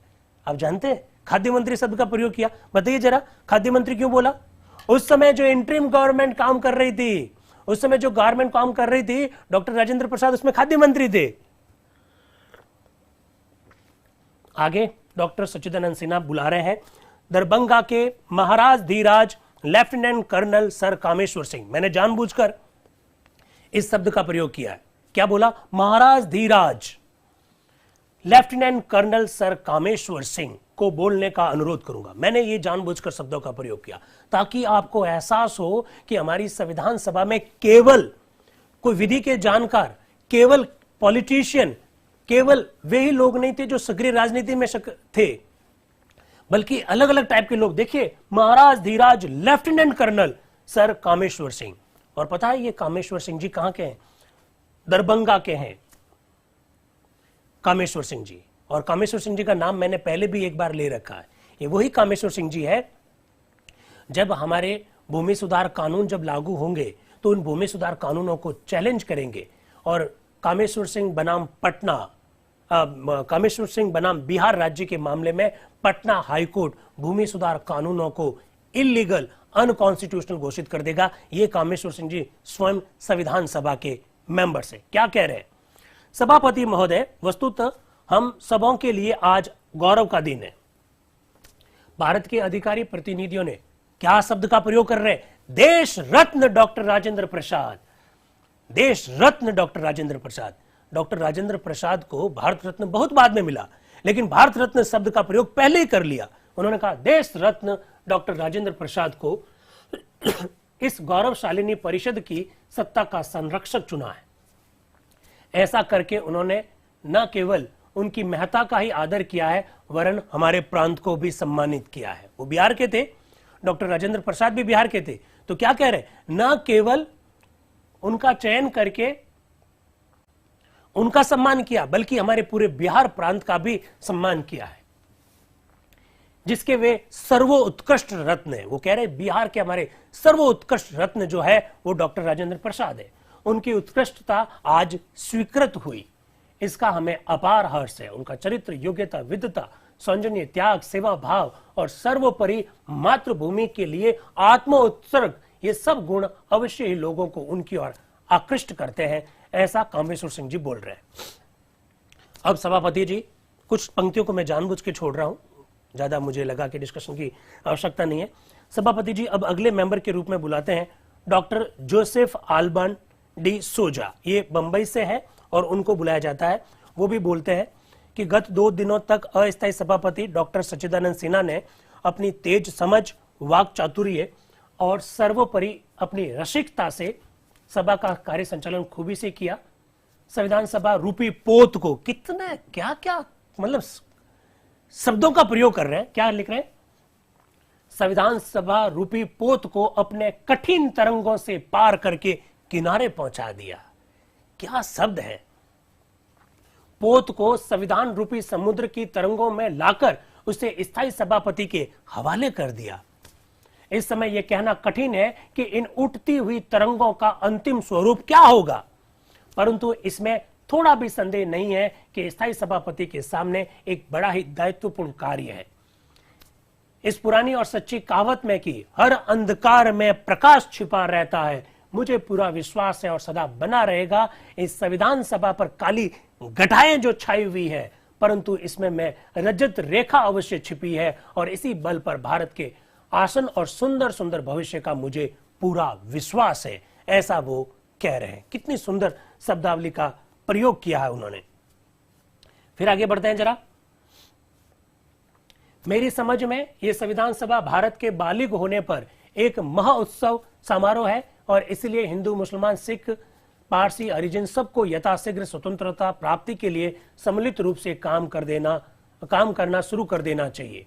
इस काम में मुझे पूरा विश्वास है कि हमारे स्थायी सभापति हमें सहायता देंगे और हमारा पथ प्रदर्शन करेंगे। फिर अगला नाम पुकारा जाता है VI मुन्नीस्वामी पिल्लई।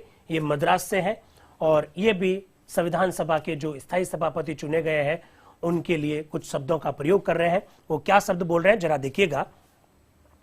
स्थायी सभापति महोदय, मैं इसे अपना परम गौरव समझता हूं कि इस महती सभा के सम्मुख खड़ा हुआ हूं। मैं सर्वसत्ता संपन्न इस सभा के सर्वसम्मत सभापति चुने जाने पर आपका अभिनंदन कर रहा हूं। 6 करोड़ अछूतों की ओर से, 6 करोड़ जमीन खोदने वालों की ओर से और लकड़ी काटने वालों की ओर से, देश की राजनीतिक और आर्थिक सीढ़ी के निचले पाए पर जो है, मैं उनकी ओर से आपका अभिनंदन कर रहा हूं। ऐसा पिल्लई साहब कह रहे हैं जो कि मद्रास से हैं। फिर उनका एक स्टेटमेंट है। फिर वो कह रहे हैं कि सन 1890 में हमारे प्रांत के अपने एक सहृदय नेता ने हाउस ऑफ कॉमन्स के सदस्यों के नाम एक खुली चिट्ठी भेजी थी जिसमें अछूतों की असहाय अवस्था का चित्रण था। पर 1932 में महात्मा गांधी को यह भार दिया गया कि वे इसकी रूपरेखा निश्चित करें कि अछूतों को किस तरह से सहायता दी जाए। इस बारे में पिल्लई साहब बोल रहे हैं डॉक्टर राजेंद्र प्रसाद जी के सभापति बन जाने के उपलक्ष्य में। अब किसका नाम पुकारा गया? अब नाम पुकारा गया अब्दुल गफार खान साहब। जानते हैं अब्दुल गफार खान साहब को? जब उनका वक्तव्य सुनेंगे तो आपको सारी चीजें याद आ जाएगी कि वो किस प्रांत की बात कर रहे हैं और कैसी बात कर रहे हैं। अब्दुल गफार खान साहब। इससे आपको एक बात और भी मालूम पड़ जानी चाहिए कि वे संविधान सभा में किस दल से चुने गए थे, क्योंकि मुस्लिम लीग तो क्या कर रही थी? संविधान सभा की बैठकों का बहिष्कार कर रही थी। वो क्या कह रहे हैं? जनाब सदर साहब, बहनों और भाइयों, मेरा यहां कोई इरादा नहीं है कि इस असेंबली के बहस में कुछ हिस्सा लूं, क्योंकि आप जानते हैं कि मैं इस ख्याल का आदमी हूं कि मैं बहुत तकरीर और तारीफों का मुनासिब नहीं समझता। मैं ज्यादा तारीफें करना अच्छा नहीं समझता, लेकिन चंद भाइयों ने मुझे मजबूर किया कि इस मौके पर मुझे भी कुछ जरूर कहना चाहिए। अब मैं यहां इस गर्ज के लिए खड़ा हुआ हूं कि बाबू राजेंद्र प्रसाद को जो सभा की तरफ से इतनी बड़ी इज्जत दी गई है, उसके लिए मैं आपकी तरफ से और सुबह सरहद की ओर से उन्हें मुबारकबाद दूं। कुछ याद आया? गफार साहब कहां के? अब वो कह रहे हैं कि मैं सुबह सरहद की ओर से इन्हें मुबारकबाद दूं, यानी सीमांत एरिया की ओर से उनको बधाई दूं। मैं राजेंद्र प्रसाद को खूब जानता हूं। अब देखिए, सुनिए जरा, मैं राजेंद्र प्रसाद को खूब जानता हूं और यह कह सकता हूं कि जो लोग जेल खानों में, मुसीबतों में, तकलीफों की जगहों में इकट्ठे रहे हैं, उनको मौका मिलता है एक दूसरे को पहचानने का। क्या बात है! जो लोग जेल में साथ में थे, जो लोग मुसीबतों में साथ में थे, जो लोग कठिनाइयों में साथ में थे, वो लोग एक दूसरे को ज्यादा बेहतर ढंग से जान सकते हैं। हम दोनों जेल में साथ में रहे हैं, ऐसा गफार साहब कह रहे हैं। मुझे यह फक्र है कि मैं बाबू राजेंद्र प्रसाद के साथ जेल में काफी मुद्दत तक रहा हूं। मैं इनको खूब जानता हूं, मैं इनकी आदतों से वाकिफ हूं। मैं कह सकता हूं कि सबसे बड़ी तारीफ जो मैं इनकी कर सकता हूं, जिसकी हर हिंदुस्तानी को जरूरत है, और वह है इनके दिल में भेदभाव नहीं है।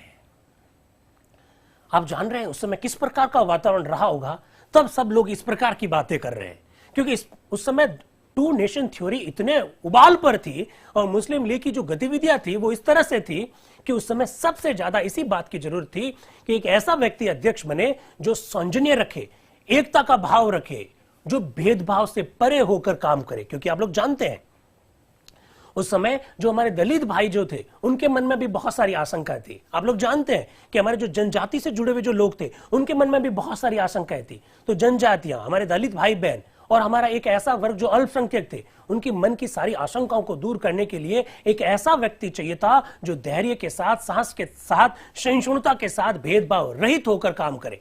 इसीलिए ये सारी बातें कही जा रही है।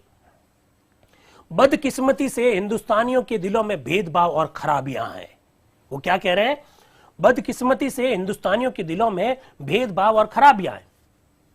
आप जानते हैं, एक खाना हिंदू के लिए और दूसरा मुसलमान के लिए। मैं ये दावे के साथ कह सकता हूं कि बाबू राजेंद्र प्रसाद का दिल सबके लिए एक है। मैं ये बात महसूस करता हूं और मुझे इस बात का दुख भी है कि मेरे मुस्लिम लीग वाले भाई, सुनना, मेरे मुस्लिम लीग वाले भाई इस सभा में नहीं है।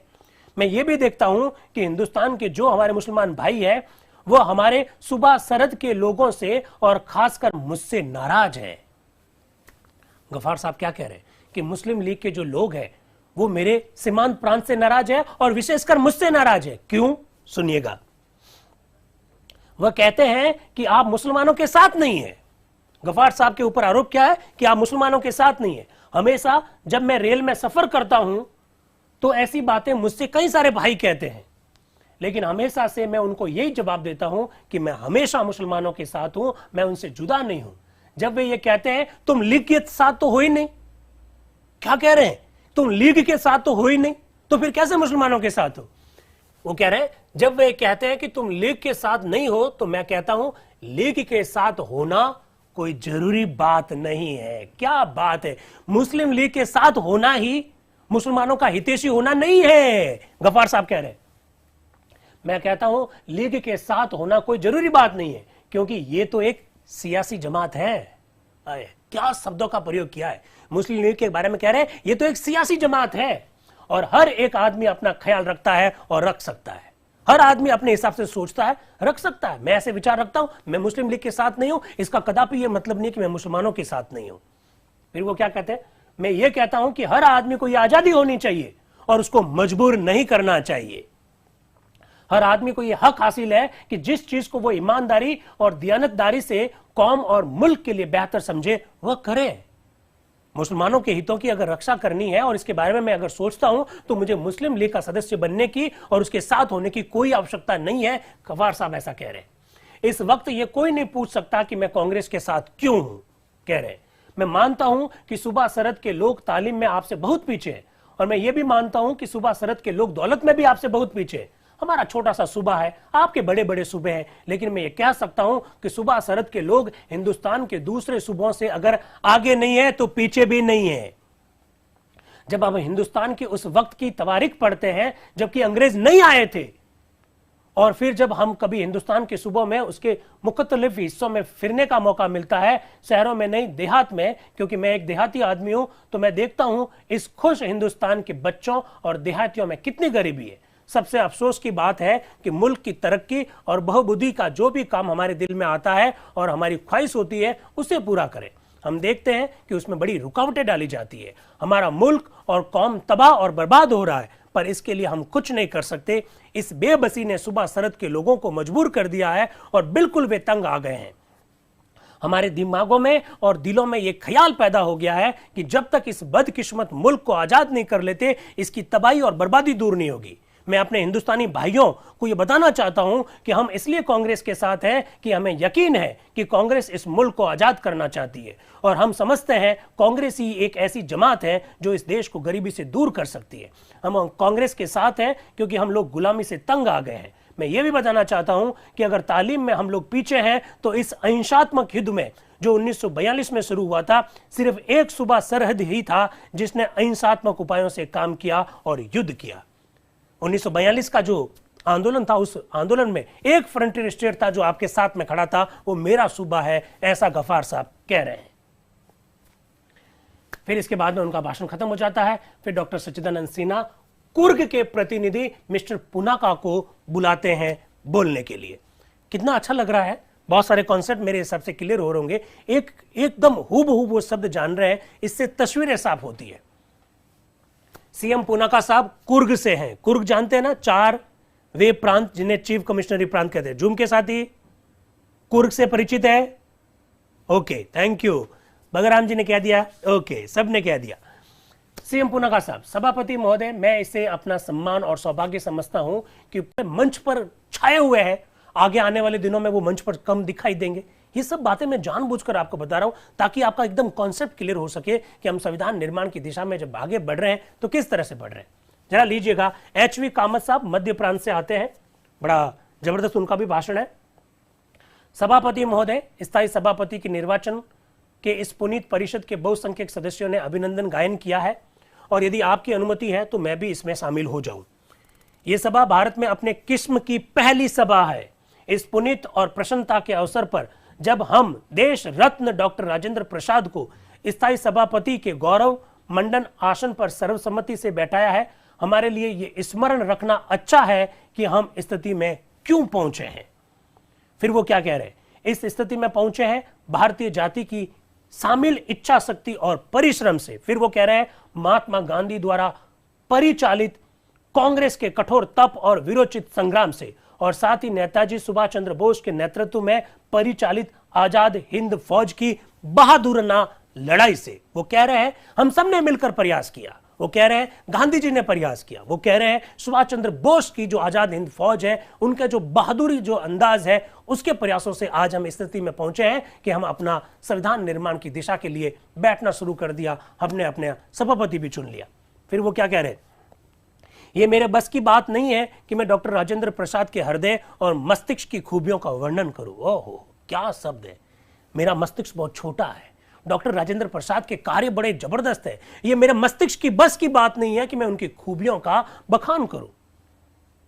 भारत की आत्मा उनमें स्वयं सन्निहित है, वह आत्मा जिसने हमारे ऋषियों और महर्षियों को प्राचीन परंतु चिर नवीन सिद्धांत की शिक्षा देने की प्रेरणा दी है, वही आत्मा डॉक्टर राजेंद्र प्रसाद में सन्निहित है। अब वो आगे क्या बोल रहे हैं, जब मैं उनकी ओर देखता हूं तो मुझे रविंद्रनाथ टैगोर की ये कविता याद आ जाती है। अब वो रविंद्रनाथ टैगोर की कविता बोल रहे हैं कि मुझे रविंद्रनाथ टैगोर की कविता याद आ जाती है जिसका भाव है, भगवान मुझे वह शक्ति दो कि सेवा और अपने प्रेम को सार्थक कर सकूं, मुझ में वह बल दो कि मैं अपनी समस्त शक्ति को श्रद्धा और प्रेम से आपकी इच्छा के सामने समर्पित कर सकूं। इस ऐतिहासिक अवसर पर मैं डॉक्टर राजेंद्र प्रसाद का सादर अभिनंदन करता हूं। मित्रों, मैं अपना वक्तव्य समाप्त कर रहा हूं। हां, बैठने से पहले इतना जरूर कहूंगा कि गीता का निम्नलिखित संदेश हमेशा याद में रखना चाहिए, उत्तिष्ठ जागृत प्राप्ते वरानी बोधत। जागो, उठो और अपने लक्ष्य तक पहुंचो। जय हिंद। एच.वी. कामत साहब ऐसा बोल रहे हैं। इसके बाद में सच्चिदानंद सिन्हा जी सोमनाथ लाहिरी है, उनको बुलाते हैं। सोमनाथ लाहिरी जी बंगाल से है और मैं आपको पहले से बता देता हूं ये लेफ्ट ओरिएंटेड है सोमनाथ लाहिरी जी। जरा उनका वक्तव्य देखिएगा। सोमनाथ लाहिरी, मैं कम्युनिस्ट पार्टी की ओर से जिसका प्रतिनिधित्व करने का मुझे गौरव है, मैं सर्वसम्मति से सभा का स्थायी सभापति चुने जाने पर डॉक्टर राजेंद्र प्रसाद का अभिनंदन करता हूं। श्रीमान डॉक्टर राजेंद्र प्रसाद जी जब कांग्रेस के सभापति थे तब हमारे पार्टी ने आपका धैर्य, आपकी सहनशीलता देखी है, दूसरे दल के प्रति दृष्टिकोण को भी देखा है। महोदय, हमें आशा है परिषद के सभापति पद पर रहकर आपने अपने इन गुणों पर सदा अमल करेंगे और हमें औरों की तरह अपना मत व्यक्त करने की सुविधा देंगे। सोमनाथ लाहिरी जी जिस बैकग्राउंड से आ रहे हैं वो अध्यक्ष महोदय से निवेदन कर रहे हैं कि सर, हमने आपको कांग्रेस के अध्यक्ष के रूप में भी देखा है, लेकिन अब जब आप इस पद पर हैं तो आप हमें अपने विचारों को प्रकट करने का हमको भी क्या देंगे, मौका देंगे। आगे चलते हैं। फिर वो आगे अपना एक लंबा चौड़ा भाषण दे रहे हैं। तो लंबा चौड़ा जब भाषण दे रहे हैं तो सभापति जी उनको बीच में टोक रहे हैं और टोक के कह रहे हैं, मिस्टर लाहिरी क्षमा कीजिएगा, मैं टोक रहा हूं आपको, आप डॉक्टर राजेंद्र प्रसाद के बारे में कुछ फरमाइए, दूसरी बारे में बातें मत करिए, आप डॉक्टर राजेंद्र प्रसाद के बारे में कुछ फरमा सकते हैं। फिर सोमनाथ लाहिरी बोल रहे हैं, मैं ये जानता हूं, इसलिए तो मैंने डॉक्टर राजेंद्र प्रसाद की प्रशंसा की है और आशा है कि अपना विचार व्यक्त करने के लिए, अपना दृष्टिकोण सामने रखने के लिए हमें भी उनसे वही उदारता प्राप्त होगी जो दूसरों को होती है। हम ये इसलिए कहते हैं क्योंकि हमारा ये अनुभव रहा है कि हम जब भी अपना विचार व्यक्त करते हैं हमसे संक्षिप्त होने को कहा जाता है। देख लीजिए, सब कुछ समझना है, हर पहलू को समझना है। लाहिरी साहब क्या कह रहे हैं कि जब कभी भी हम विचार व्यक्त करते हैं तो हमें यह कह दिया जाता है कि आप अपना उद्बोधन क्या करिए, संक्षिप्त में दीजिए। उनका वक्तव्य मैं वापस आपको बता रहा हूं। वो कह रहे हैं अपना दृष्टिकोण सामने रखने के लिए हम भी उनसे वही उदारता प्राप्त होगी जो दूसरों को होती है। हम ये इसलिए कहते हैं क्योंकि हमारा ये अनुभव रहा है कि हम जब भी अपना विचार व्यक्त करते हैं हमसे संक्षिप्त होने को कहा जाता है। वस्तुतः यहां भी बोलने के पहले मुझे 2 बार कहा गया कि संक्षेप में बोलना, ये कह रहे हैं लाहिरी जी। इसलिए मैं परवाह नहीं करता। आगे वो कह रहे हैं इसलिए मैं तो परवाह नहीं करता, मुझे फर्क नहीं पड़ता, क्योंकि मेरी तो आदत में है, मैं जब भी बोलता हूं मुझे पहले से कह देते हैं कि संक्षिप्त में बोलो। मैंने बोलना शुरू किया उससे पहले ही मुझे कह दिया 2 बार कि संक्षिप्त में बोलना, इसलिए मैं परवाह नहीं करता। इस सभा के सभापति के नाते मैं जिस बात की उम्मीद डॉक्टर राजेंद्र प्रसाद से करूंगा वह यह है कि वे हमारे देशवासियों के भ्रम को दूर करने के लिए, हमारे दृष्टिकोण को पूर्णतः प्रकट करने में तथा कैबिनेट की योजना को ठुकरा कर संघर्ष के लिए सबको शामिल होने में सहायता देंगे। आप समझिए, उनके वक्तव्य का मतलब यह है कि सबको शामिल करना है आपको संविधान निर्माण की प्रक्रिया में। सभापति जी, माननीय सदस्यों, आप इस बात से अवश्य ही सहमत होंगे कि मैं गलतियों से परे नहीं हूं। भाई, मैं भी एक मानव हूं, मैं भी गलतियों से परे नहीं हूं। अब मैं श्री जयपाल सिंह से कहूंगा कि वे चंद मिनटों में अपना मंतव्य पूर्ण करें। वे छोटा नागपुर के आदि निवासियों के प्रतिनिधि है। वो खुद बोल रहे हैं। कौन? डॉक्टर सच्चिदानंद सिन्हा। साथियों, जयपाल सिंह जी के वक्तव्यों को सुनने से पहले मैं आपको बता देता हूं जयपाल सिंह जी कैसी शख्सियत है। जयपाल सिंह जी आज का जो झारखंड है वहां के हैं, मूलतः वो बिहार के थे, और जयपाल सिंह जी ही वो व्यक्ति है जो आदिवासी हितों के लिए संविधान सभा में बहुत दृढ़ता से अपनी बात को रखते हैं। जयपाल सिंह जी बड़े जबरदस्त स्वतंत्रता सेनानी है, आदिवासी है, लेकिन उनकी पढ़ाई जो है इंग्लैंड के ऑक्सफोर्ड विश्वविद्यालय में हुई है और हॉकी के जबरदस्त प्लेयर है। 1928 में जब इंडिया ने, जब भारत ने हॉकी में जब ओलंपिक में जब मेडल जीता था, उस समय उस टीम के कैप्टन जयपाल सिंह जी थे। आप जरा सोचिए, हमारी संविधान सभा में एक ऐसा व्यक्ति भी मेंबर है जो हॉकी का न केवल राष्ट्रीय प्लेयर रहा है बल्कि टीम का कप्तान रहा है। 1928 एम्स्टर्डम में जो ओलंपिक हुए उस हॉकी टीम के कैप्टन थे जयपाल सिंह जी साहब। जयपाल सिंह जी ने झारखंड के लिए, झारखंड की स्थापना के लिए आंदोलन भी किया था। झारखंड का आंदोलन, आप कहेंगे सर 2000 में स्थापित हुआ झारखंड, तो अरे आंदोलन तो उस समय से है। ये जयपाल सिंह जी साहब, इनको जरा सुनिएगा वो क्या कह रहे हैं। सभापति महोदय, मैं आपको धन्यवाद देता हूं कि आपने नागपुर के आदि निवासियों के प्रतिनिधि की हैसियत से मुझे अपना विचार व्यक्त करने का अवसर दिया। डॉक्टर राजेंद्र प्रसाद का अभिनंदन को मैं चंद बातें कहना चाहता हूं, और विशेषतः आदि निवासियों की ओर से। जहां तक मैं समझता हूं, हम केवल 5 सदस्य ही हैं यहां पर हमारी संख्या कई लाख है, और वस्तुतः तो भारतवर्ष हमारा है। भारत छोड़ो कुछ दिनों से प्रचलित हुआ। मेरा तो यह दृढ़ आशा है कि यहाँ के आदि निवासियों को पुनः स्थिर होने, पूर्व अवस्था में आने का यही समय है। अंग्रेजों को भारत छोड़ने दीजिए, फिर बाद में आए हुए लोग यहां से कुछ कर लें, और तब यहां के मूल निवासी यहां रह जाएंगे। सचमुच हमें बड़ी प्रसन्नता है कि डॉक्टर राजेंद्र प्रसाद को हमने इस सभा का सभापति पाया। चूंकि डॉक्टर राजेंद्र प्रसाद उस प्रांत के हैं जिसके दक्षिण भाग में आदि निवासियों का एक बड़ा इलाका है। आप लोग जानते हैं, झारखंड पहले बिहार का हिस्सा था। एक बड़ी आबादी है जिसे भारत भर में और कहीं नहीं है। हमें विश्वास है कि हम अपने मामलों में उनसे पूर्ण सहानुभूति पाएंगे। उनकी योग्यता के संदर्भ में मैं कुछ नहीं कहना चाहता, ये सर्वविदित है। हम यही कहकर अपना वक्तव्य समाप्त करते हैं। हमें आशा है डॉक्टर राजेंद्र प्रसाद से हमें सहानुभूति मिलेगी, वही ये सभा भी उनके साथ वैसे ही सहानुभूतिपूर्व व्यवहार करेगी। इसके बाद जयपाल सिंह जी का उद्बोधन समाप्त हुआ। इसके बाद में, अब सुनिए, प्रश्न बनेगा, इसके बाद में डॉक्टर सच्चिदानंद सिन्हा किसको बुला रहे हैं और कैसे बुला रहे हैं, किस प्रकार की शब्दावली का प्रयोग करके बुला रहे हैं? डॉक्टर सच्चिदानंद सिन्हा बुलाने जा रहे हैं संविधान सभा की एक मेंबर सरोजनी नायडू को। सरोजनी नायडू को बुलाने जा रहे हैं, पहली बात। दूसरी बात, सरोजनी नायडू के लिए वो किन शब्दों का प्रयोग कर रहे हैं? तीसरी बात, सरोजनी नायडू संविधान सभा की पहली महिला वक्ता बनने जा रही है। नोट कर लीजिएगा जूम और यूट्यूब के मेरे साथी, सरोजनी नायडू संविधान सभा की पहली महिला वक्ता बनने जा रही है। किन शब्दों का प्रयोग कर रहे हैं डॉक्टर सच्चिदानंद सिन्हा, जरा देखिएगा। डॉक्टर सच्चिदानंद सिन्हा, अब मैं भारत कोकिला बुलबुले हिंद से अनुरोध करूंगा कि वे सभा के समक्ष अपना भाषण दें, पर गद्य में नहीं, पद्य में दें। आप जानते हैं कि सरोजनी नायडू का एक कवित्री के रूप में बड़ा नाम रहा है, तो वो क्या कह रहे हैं कि बुलबुले हिंद भारत कोकिला, नाम लिया ही नहीं, भारत कोकिला बुलबुले हिंद से अनुरोध करूंगा कि वे सभा के समक्ष अपना भाषण दें, पर गद्य में नहीं, पद्य में दें। क्योंकि वो कवित्री है, हो सकता है कि कवि के रूप में, कवित्री के रूप में बोलने लग जाए, तो गद्य में नहीं, पद्य में दें। अब सरोजनी नायडू खुद क्या कह रही है अपने बारे में, फिर देखिए। जैसे सरोजनी नायडू आ रही है तो लगातार तालियां बजी। यहां लिखा हुआ है, श्रीमती सरोजनी नायडू लगातार करतल ध्वनि के बीच रंगमंच पर आई, साफ साफ लिखा हुआ है। तो जब हमारी पहली महिला सदस्य, संविधान सभा की पहली महिला सदस्य वक्ता के रूप में आ रही है, हमारे भी तो तालियां बजनी चाहिए उनके लिए। जूम के साथी, यूट्यूब वालों, क्या विचार है? Yes, very nice. चलिए, सरोजनी नायडू बोल रही हैं, बिहार से हैं आप, और सरोजनी नायडू क्या बोल रही हैं जरा देखिएगा। सभापति महोदय, आपको मुझे संबोधित करने का जो तरीका है वो लीगल नहीं है, वो लीगल नहीं है, कानूनी नहीं है। आप मेरा नाम लेकर पुकारो, मरु कोकिला, भारत कोकिला, बुलबुले हिंद, ये नहीं चलेगा। आप मेरा नाम लेकर पुकारो, ये आपका तरीका लीगल नहीं है। सभापति, फिर लोगों ने खूब हंसी, लोग खूब हंसे वहां पर। तो सभापति बोले, ऑर्डर ऑर्डर, सभापति पर कोई आक्षेप नहीं लगा सकता। क्या बोल रहे हैं? मैंने जो कहा ठीक कहा, सभापति पर कोई आक्षेप नहीं लगा सकता।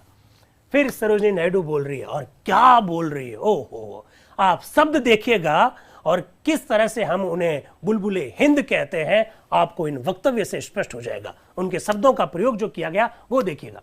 इस अवसर पर पहले शब्द उनके मुंह से ये निकल रहे हैं, इस अवसर पर मुझे प्रसिद्ध कश्मीरी कवि की ये पंक्तियां याद आ रही है। यहां से वो अपनी बात को स्टार्ट कर रही है। वो कह रही है, बुलबुल को गुल मुबारक, गुल को चमन मुबारक, रंगीन तबीयतों को रंगे सुकून मुबारक। अक्सर हम लोग इस तरह के व्हाट्सएप मैसेज करते हैं, उसी तरह की बात देखिए। बुलबुल को गुल मुबारक, गुल को चमन मुबारक, रंगीन तबीयतों को रंगे सुकून मुबारक। इस तरह से बात स्टार्ट कर रही है। क्या कह रही है? मेरे महान नेता और साथी, आज हम लोग डॉक्टर राजेंद्र प्रसाद की प्रशंसा में दी गई इंद्रधनुष के समान सुंदर बहुरंगी वक्तताओं के प्रवाह में बह रहे हैं। शब्द देखिएगा। मैं नहीं समझती कि कवित्व कल्पना भी इंद्रधनुष की सुमनोहर आभा में और कोई सुंदरता जोड़ सकती है। इसलिए तो मैं तो स्वयं राजेंद्र बाबू के आदर्श का अनुसरण करते हुए विनम्र और अल्पभाषी होकर किसी कुलाचार एवं गृहस्थी संबंधी प्रश्न तक अपने आप को सीमित रखूंगी। वो कह रही है मैं तो मेरे घर से संबंधित मामलों पर चर्चा करूंगी। सब लोग हंसने लग जाते हैं। हम सभी अपने महान दार्शनिक सर्वपल्ली राधाकृष्णन के वक्तृत्व कला के प्रभाव में बह गए और मालूम होता है कि वे भी अब इस दृश्य स्थल से तिरोहित हो चले हैं। वो कह रहे हैं कि आज सर्वपल्ली राधाकृष्णन ने जो भाषण दिया है उसमें हम लोग बह गए हैं, लेकिन मुझे लगता है कि अब वो यहां से चले गए। इसी बीच में सर्वपल्ली राधाकृष्णन बोल रहे हैं, अरे नहीं नहीं नहीं नहीं, मैं यहां हूं, मैं कहीं नहीं गया हूं, मैं यही हूं। सर्वपल्ली राधाकृष्णन ना ना ना ना ना, मैं यहां वर्तमान में हूं। फिर सरोजिनी नायडू बोलती है, आपने अपनी वक्तृता से हम पर ज्ञान वृष्टि की है। विभिन्न प्रांत, मत और संप्रदाय के अन्य सभी वक्ताओं ने और हमारे पूर्व वक्ता ने जो अंग्रेजों के भारत छोड़ने के बाद हम सबको भारत छोड़ने का आदेश देकर इस देश पर आदिवासियों का दावा जो पेश किया है, सबने बारी बारी से अपने मत व्यक्त किए हैं, पर राजेंद्र बाबू के संदर्भ में सभी एक मत है। जयपाल सिंह जी ने एक बात कही थी कि अंग्रेजों ने भारत छोड़ दिया, वो चले जाएंगे, इसके बाद में जो लोग आए वो भी चले जाए, फिर आदिवासी ही रहेंगे इस भारत में, ऐसा जयपाल सिंह जी ने बोला था। प्रथमतः जब मुझसे कहा गया कि मैं राजेंद्र बाबू के संदर्भ में कुछ कहूं तो मैंने जवाब दिया कि मेरे लिए यह तभी संभव है जब मेरे पास, अब देखिए ओ हो क्या सुंदर शब्दों का प्रयोग किया है, क्या वो कवियत्री थी, जरा देखिएगा वो क्या कह रही है कि जब मुझे यह कहा गया कि राजेंद्र बाबू के बारे में मैं कुछ बोलूं तो मैंने क्या कहा, तो मैंने जवाब दिया कि मेरे लिए यह तभी संभव है जब मेरे पास सोने की कलम हो और शहद की स्याही हो। सोने की तो कलम होनी चाहिए और शहद की स्याही होनी चाहिए, क्योंकि संसार भर की स्याही भी काफी नहीं है जिसमें राजेंद्र बाबू के गुणों का वर्णन किया जाए। संसार भर की स्याही काफी नहीं है, शहद की स्याही होनी चाहिए, सोने की कलम होनी चाहिए। हमारे एक पूर्व वक्ता ने ठीक ही कहा था, यद्यपि मैं उनके कथन का एक भाग से सहमत हूं कि सभा के अस्थायी और स्थायी दोनों सभापति की जन्मभूमि बिहार है और दोनों ने ही बिहार से उत्पन्न भगवान बुद्ध के कतिपय गुणों का अपना लिया है। मैंने कहा मैं उक्त वक्ता की एक बात से सहमत हूं, दूसरे से नहीं।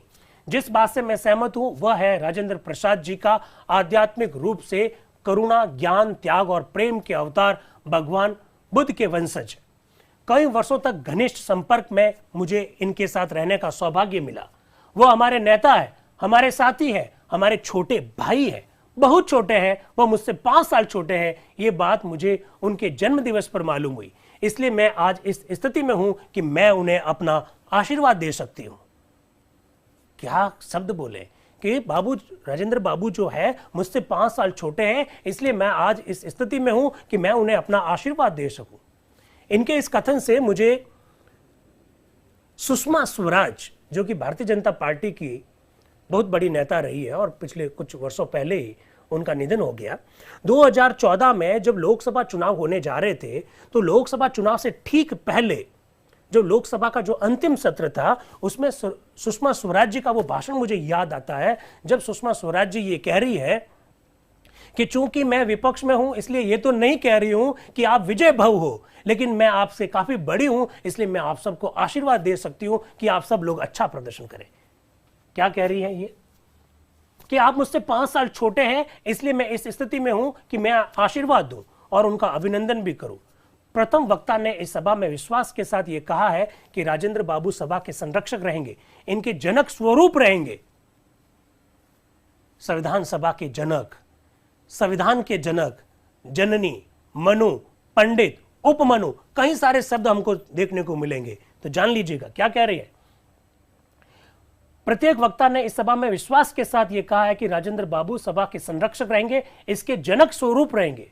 वो मेरी कल्पना में वह संरक्षक एक कठोर खड़गधारी ना होकर एक सुमनोहर पुष्पधारी देवदूत के समान होगा जो मानव हृदय पर विजय पाता है। ये इसलिए कि मैं राजेंद्र बाबू के स्वाभाविक माधुर्य जो कि बल का काम करता है, उनमें अनुभवजन्य सहज ज्ञान है, शुद्ध दृष्टि है, रचनात्मक कल्पना शक्ति है और विश्वास है, जो उन्हें गुण स्वयं भगवान बुद्ध के चरणों के सनिकट पहुंचा देते हैं। इस प्रकार के शब्द का प्रयोग कर रही है। फिर सरोजिनी नायडू कुछ और बात बता रही है जिसकी और आपका ध्यान में आकर्षित करना चाहता हूं। वो कह रही है इस सभा भवन में मुझे कुछ कुर्सियां खाली दिखाई दे रही है। किसके बारे में कह रही है? मुस्लिम लीग के बारे में। क्या कह रही है? इस सभा भवन में कुछ जगह खाली दिखाई दे रही है और इन मुस्लिम बंधुओं की अनुपस्थिति में मुझे हार्दिक क्लेश है, दुख है। मैं उस दिन की ओर देख रही हूं जब वे बंधु भी चिर परिचित मित्र मिस्टर मोहम्मद अली जिन्ना के नेतृत्व में यहां उपस्थित होंगे।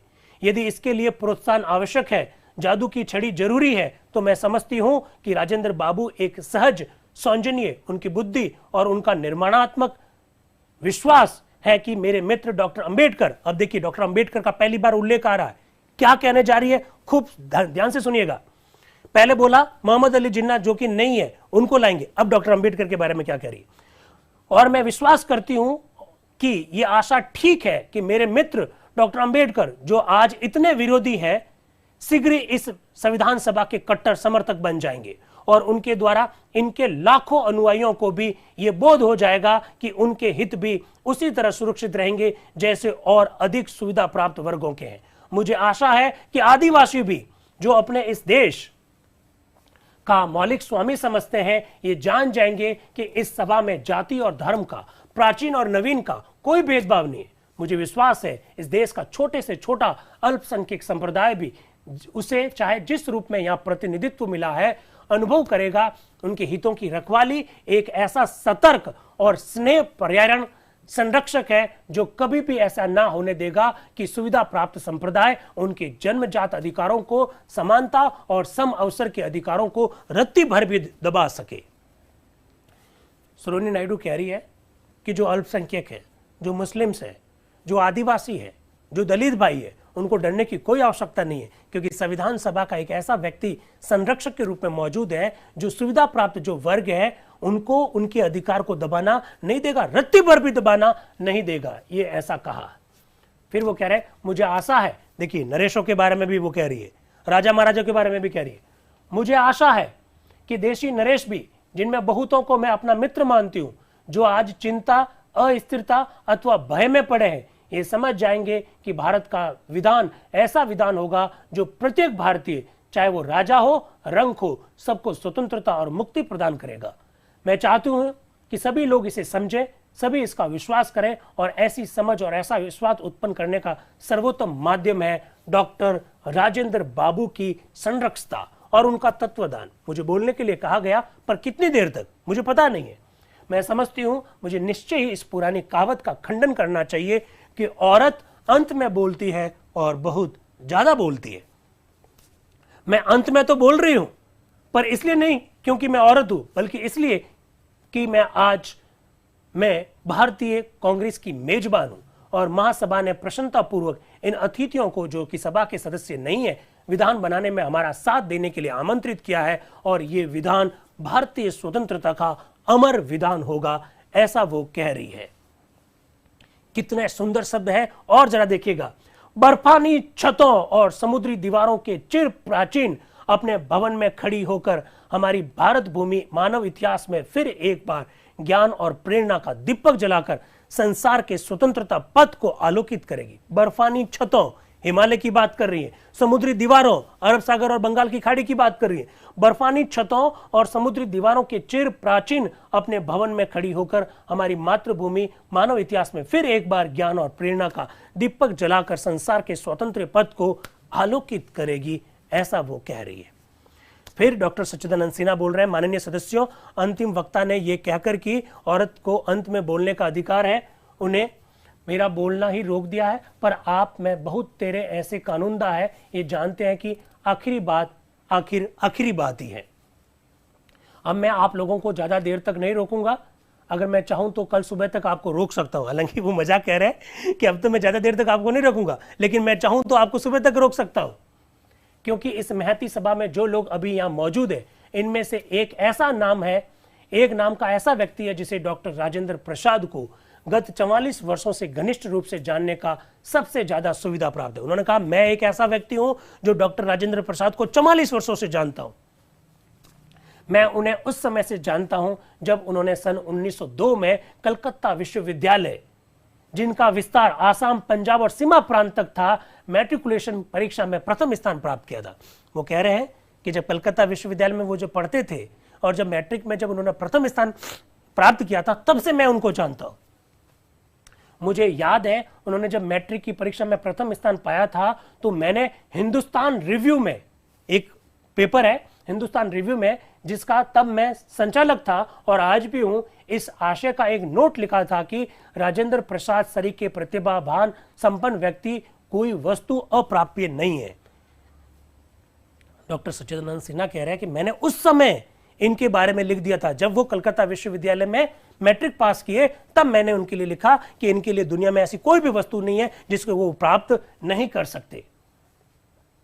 मैंने कहा था कि हम लोग इस बात की भविष्यवाणी कर सकते हैं कि वे एक दिन भारतीय कांग्रेस के सभापति बनेंगे, ये डॉक्टर सच्चिदानंद सिन्हा कह रहे हैं।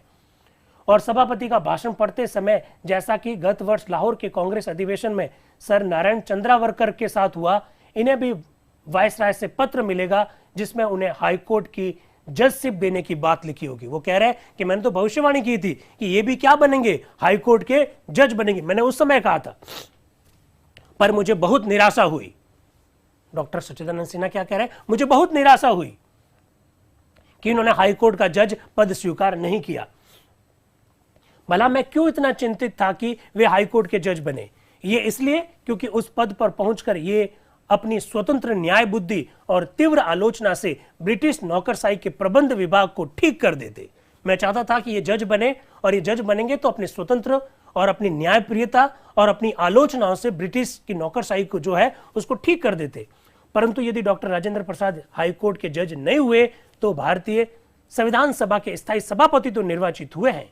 आज मुझे इस बात का गौरव है और मेरे जीवन का एक महत्वपूर्ण गौरव है कि मैं उन्हें संविधान सभा का प्रथम सभापति कहकर सभापति के आसन पर आसीन करता हूं, जिसको मैंने अयोग्यता पूर्वक कई दिनों से संभाला हुआ है। ऐसा डॉक्टर सच्चिदानंद सिन्हा कह रहे हैं।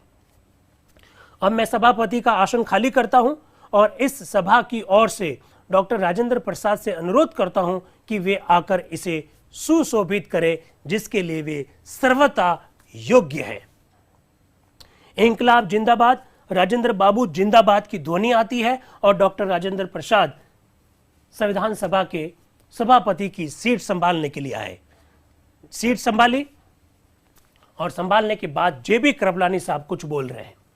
सभापति महोदय, अंग्रेजी में इतने सारे लेक्चर्स हुए, यह जरूरी नहीं है कि मैं कुछ बोलूं वह हिंदी में ही बोलूं। मैंने हिंदुस्तानी में ही डॉक्टर सिन्हा को इस सभा के अस्थायी सभापति होने का इन्विटेशन दिया था और यह ठीक होगा कि आपकी तरफ से मैं डॉक्टर सिन्हा को मुबारकबाद दूं, डॉक्टर सिन्हा का मैं आभार व्यक्त करूं जिन्होंने इस खूबी से अपने काम को किया। हम लोग नहीं समझते हैं कि सचमुच आप सब लोगों में उम्र से बड़े हैं। मैं तो ये कहूंगा कि मैं डॉक्टर सिन्हा से उम्र में बहुत कम हूं, लेकिन फिर भी मुझको अपने बालों पर अभिमान है।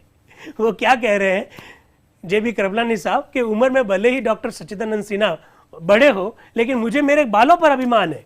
मैं देखता हूं कि उनके बाल जो है मुझसे ज्यादा काले हैं और जिस बुलंद आवाज से आपने हम लोगों को अपनी अपनी जगह पर बैठाया और ऑर्डर ऑर्डर कहकर, इससे तो हमें कभी मालूम ही नहीं पड़ा कि जवान आप है कि हम है। ऐसा कृपलानी जी कह रहे हैं डॉक्टर सच्चिदानंद सिन्हा के बारे में।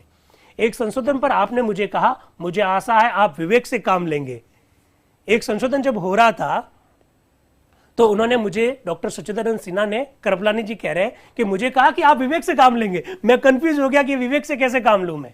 तो मुझे आशा है कि आप विवेक से काम लोगे। यदि हम लोग इसके बाद कुछ कहते हैं तो हमारी विवेक बुद्धि पर उन्हें संदेह होता है, इसलिए हमें चुप होकर बैठना पड़ता है। कि जब भी कोई विवाद होता था तो डॉक्टर सच्चिदानंद सिन्हा कहते, मुझे आशा है कि आप विवेक से काम लेंगे। अब विवेक से काम लेना, अगर अब फिर हमने कुछ बोल दिया तो हमारे विवेक पर संदेह हो जाएगा, इसलिए हम तो चुपचाप ही क्या कर जाते, बैठ जाते। आप इस तरह अपने काम को बखूबी से अंजाम देते रहे और इसके लिए मैं आपका आभार व्यक्त करता हूं और आशा करता हूं कि जिस रसिकता के साथ आपने ये काम निभाया है, उसी रसिकता से आप हम लोगों के साथ आकर बैठेंगे और इस काम में हम लोगों का साथ देंगे। अब आए डॉक्टर राजेंद्र प्रसाद संविधान सभा के स्थायी सभापति के रूप में। क्या बोल रहे हो जरा देखिएगा। बहनों और भाइयों, मैं उम्मीद करता हूं कि आप मुझे माफ करेंगे और बुरा नहीं मानेंगे अगर मैं ये कहूं कि इस वक्त इस भार से मैं अपने आप को दबा हुआ महसूस कर रहा हूं, जो आपने मुझे इस ऊंचे पद पर चुन करके मेरे कंधों पर डाला है। आपने मुझे इस पद पर चुनकर एक इतनी बड़ी इज्जत दी है जो हिंदुस्तान के किसी भी आदमी के लिए सबसे बड़ी इज्जत हो सकती है। अगर आप मुझे माफ करें तो मैं ये भी कहूंगा कि इस देश में जहां जाति पाति के इतने झगड़े फैले हुए हैं, आपने मुझे अपनी जाति से अलग करके दूसरी जाति में बैठा दिया है। मतलब मैं तो आपके साथ बैठा था, आपने मुझे दूसरी सीट पर बैठाकर मेरी जाति से मुझे अलग कर दिया है। फिर वो ये कह रहे हैं कि मैं किसी एक दल का आदमी हूं या किसी एक फिरके का आदमी हूं, ऐसा नहीं है। आप ये आशा रखेंगे कि यहां जो कुछ भी मैं करूं वो आप में से हर एक की खिदमतगार की हैसियत से करूं, हर एक के सेवक के रूप में करूं। मेरी कोशिश ये भी होगी कि मैं इस पद को जो आपने मुझे दिया इस तरीके से निभाऊं कि आप जिस तरह आप में से बहुत सारे भाइयों ने और मेरी बड़ी बहन ने मुझे मुबारकबाद में दिया, इससे भी ज्यादा खुशी आप उस दिन जाहिर करें जिस दिन मुझे यहां से हटना पड़े। आपने मुझ में जो विश्वास व्यक्त किया उसके लिए मैं आपका आभारी हूं, लेकिन जिस दिन मैं यहां से हटूं उस दिन यह तय करना कि मैंने आपके अरमानों के अनुरूप कितना काम किया है। मैं जानता हूं कि मेरे रास्ते में बड़ी कठिनाइयां, बहुत मुश्किलें हैं। इस संविधान सभा का काम बहुत मुश्किल है। इसके सामने तरह तरह के सवाल होंगे, ऐसी बातें आएगी जिनके बारे में फैसला करना किसी एक के लिए आसान नहीं होगा और मेरे लिए तो हरगिज आसान नहीं होगा। मगर मुझे इस बात का पूरा भरोसा है कि हमें इस काम में हमेशा आपकी मदद मिलती रहेगी। फिर वो आगे कह रहे हैं, मेरा संविधान सभा का ये जलसा बड़ा कठिन समय में हो रहा है। हम यह मानते हैं कि इस तरह की दिक्कतें और संविधान सभा के सामने जहां जहां पर भी वो बैठी है वहां आई है, वहां भी आपस में मतभेद रहे हैं और इन मतभेदों को जोरों के साथ संविधान सभा के सामने पेश भी किया गया। हम ये भी जानते हैं कि बहुत सी संविधान सभाएं लड़ाई झगड़ा और खरंजी के बीच हुई है और उनकी बहुत सी कार्यवाहियां भी झगड़े और फसाद के बीच हुई है। मगर बावजूद इन सब दिक्कतों के परिषदों ने अपना काम पूरा किया है और उस जमाने में जो इसके सदस्य हुआ करते थे उन्होंने हिम्मत, सद्भावना और रवादरी से एक दूसरे के विचारों का सामना रखते हुए आपस में मिलकर एक विधान तैयार किया है, जिन्हें इन देशों ने के सभी लोगों ने समय पाकर मंजूर किया। आज बहुत दिनों के बीत जाने के बाद उन देशों के लोग इन विधानों के लिए एक बड़ी कीमत चीज मानते हैं। कोई कारण नहीं है कि हमारी संविधान सभा भी इन सब के बावजूद जो हमारी कठिनाइयां हमारे सामने है अपने काम को उसी खूबी के साथ, उसी सफलता के साथ अंजाम न दे। फिर वो कहते हैं, मैं ये जानता हूं कि इस परिषद की पैदाइश पर तरह तरह के प्रतिबंध है। अब सुनिएगा, संविधान सभा की आलोचना में कहा जाता है कि कैबिनेट मिशन से उत्पन्न हुई है, इसके ऊपर बहुत सारे प्रतिबंध हैं। अब क्या कह रहे राजेंद्र प्रसाद, मैं ये जानता हूं कि इस सभा की पैदाइश पर तरह तरह के प्रतिबंध है। बहुत से ऐसे प्रतिबंध है कि मुमकिन है कि उन्हें अपनी कार्यवाही के सिलसिले में हमें याद भी रखना पड़े। मगर साथ में मैं ये भी जानता हूं कि इस संविधान सभा को पूरा अधिकार, पूरा अख्तियार इस बात का है कि वह अपनी कार्यवाही जिस तरीके से चाहे करे। इसके अंदर वह जो कुछ करना चाहे करे। किसी भी बाहरी ताकत को अख्तियार नहीं है कि इसी की कार्रवाई में कुछ भी हस्तक्षेप या दखलंदाजी कर सके। दिसंबर 1946 की बात कर रहे हैं, देश गुलाम है, लेकिन डॉक्टर राजेंद्र प्रसाद किसी भी बाहरी हस्तक्षेप को सिरे से खारिज कर रहे हैं। आपकी कोशिश यह होनी चाहिए कि हम इन बंधनों से बाहर निकलकर एक ऐसा संविधान, एक ऐसा कायदा जो अपने देश के लिए तैयार करें, जिससे इस देश के हर एक स्त्री पुरुष को यह मालूम हो जाए कि चाहे वह किसी भी मजहब का क्यों ना हो, किसी भी प्रांत का क्यों ना हो, किसी भी विचार का क्यों ना हो, उसके सभी अधिकार सदा सब तरह से सुरक्षित रहेंगे। अगर हमारी असेंबली इस तरह का प्रयत्न किया गया और उसमें हमें सफलता मिली तो मैं ये मानता हूं संसार के इतिहास में ये एक इतना बड़ा काम होगा जिसके मुकाबले की दूसरी मिसालें आपको बहुत कम मिलेगी। ऐसा राजेंद्र प्रसाद कह रहे हैं कि ये जो हम काम करने जा रहे हैं, अगर हमने कर लिया तो दुनिया में एक मिसाल साबित होगी। और बिल्कुल ऐसा हुआ भी, क्योंकि बार बार चर्चिल यही तो कह रहे थे कि कौन सा भारत की बात कर रहे हो, कौन से राष्ट्र की बात कर रहे हो, ये कभी भी किसी एक मुद्दे पर सहमत हो ही नहीं सकते। लेकिन सहमति भी हुई और एक संविधान भी बना। यह भी याद रखने की चीज है, और हम जो यहां आज बैठे हैं इस बात को एक लम्हे के लिए भी नहीं भूल सकते हैं कि आज इस जलसे के अंदर बहुत सी कुर्सियां खाली पड़ी है। डॉक्टर राजेंद्र प्रसाद भी मुस्लिम लीग की अनुपस्थिति को रेखांकित कर रहे हैं, और चूंकि मुस्लिम लीग के हमारे भाई इस जलसे में आज शामिल नहीं है, हमारी जवाबदेही, हमारी जिम्मेदारी और भी बढ़ जाती है। हमको हर कदम पर यह सोचना होगा कि अगर वह यहां होते तो क्या होता। इसलिए हम लोगों को उनकी उपस्थिति मानते हुए काम करना पड़ेगा। हमको हर कदम पर यह सोचना होगा कि अगर वे यहां हाजिर होते तो वे क्या कहते, वे क्या सोचते, वे क्या करते। इन सब बातों को ध्यान में रखकर हमें सारी कार्यवाही को चलाना होगा। साथ ही हम ये भी उम्मीद रखेंगे कि वे जल्दी ही आकर इन कुर्सियों पर बैठेंगे और मुल्क को आजाद करने में तथा आजादी का कायदा तैयार करने में अपनी जगह लेंगे और सबके साथ मिलकर इसे आगे बढ़ाएंगे। फिर वो आगे कह रहे हैं, जिन भाइयों और बहनों ने मुझे मुबारकबाद दिया है उनसे मैं क्या कहूं। मैं शर्म से नीचे गड़ा जा रहा हूं और महसूस करता हूं कि चंद मिनटों के लिए मुझे अगर मैं यहां नहीं रहता तो बेहतर होता।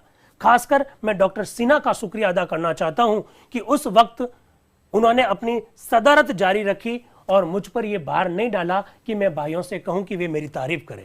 उन्होंने कहा, मैं सच्चिदानंद सिन्हा जी का आभारी हूं कि उन्होंने लोगों के नाम पुकारे कि आओ भाई डॉक्टर राजेंद्र प्रसाद जी के बारे में बोलो।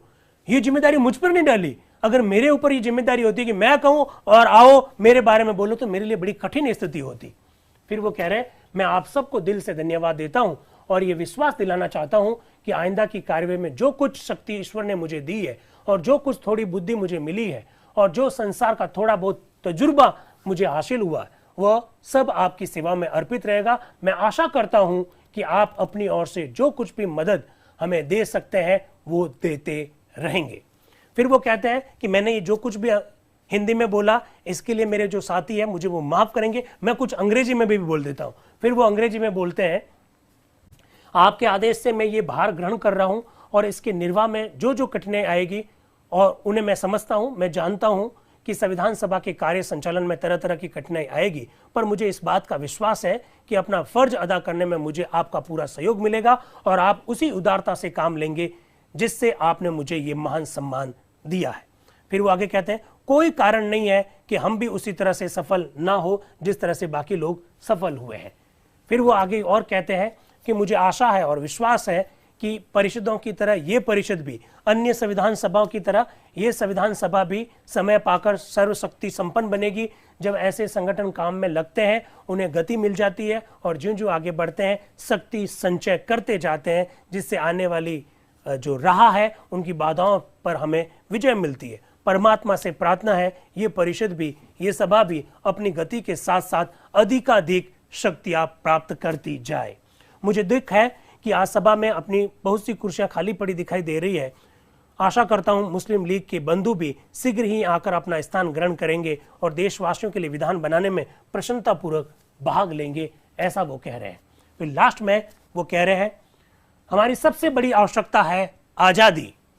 किसी ने ठीक कहा है, आजाद रहने की आजादी सबसे बड़ी चीज है। आइए हम सब इस बात की प्रार्थना करें कि इस संविधान सभा का श्रम सार्थक हो और इससे हम स्वतंत्रता प्राप्ति हो और ऐसी स्वतंत्रता जिस पर हमको गर्व हो। यह डॉक्टर राजेंद्र प्रसाद का उद्बोधन है। इसके बाद में दोस्तों आप लोगों को मालूम होगा, कल हम लोगों ने बात की थी नियम समिति के बारे में, नियम समिति के मेंबर्स के बारे में। 15 सदस्य होंगे और उसमें एक सभापति होगा, उसके बारे में हमने चर्चा की थी। साथ ही आपको यह भी बताया था कि सभापति जो संविधान सभा का जो सभापति होगा वही नियम समिति का सभापति होगा। क्या नियम समिति में किसी ने फॉर्म भरा? देख लेते हैं किसने फॉर्म भरा। 15 सीट है। कार्य संचालन के लिए नियम निर्माण समिति का निर्वाचन अब डॉक्टर राजेंद्र प्रसाद बोल रहे हैं।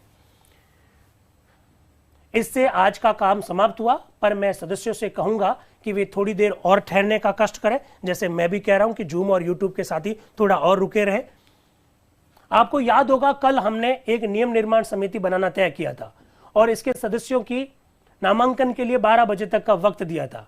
हमें 15 सदस्य चुनने हैं। मैं देख रहा हूं कि केवल 15 सदस्यों ने ही नामांकन भरे हैं।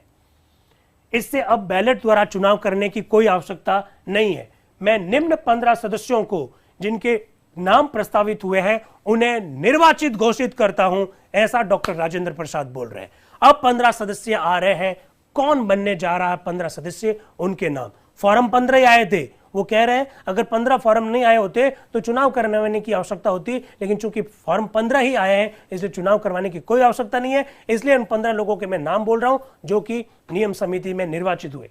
नंबर 1 माननीय श्री जगजीवन राम, पहले नियम समिति के सदस्य जगजीवन राम, दूसरे शरत चंद्र बोस, तीसरे FR एंथोनी साहब जो कि उपसभापति, चौथे अल्लादी कृष्णा स्वामी अय्यर जो बाद में प्रारूप समिति के भी मेंबर बनेंगे।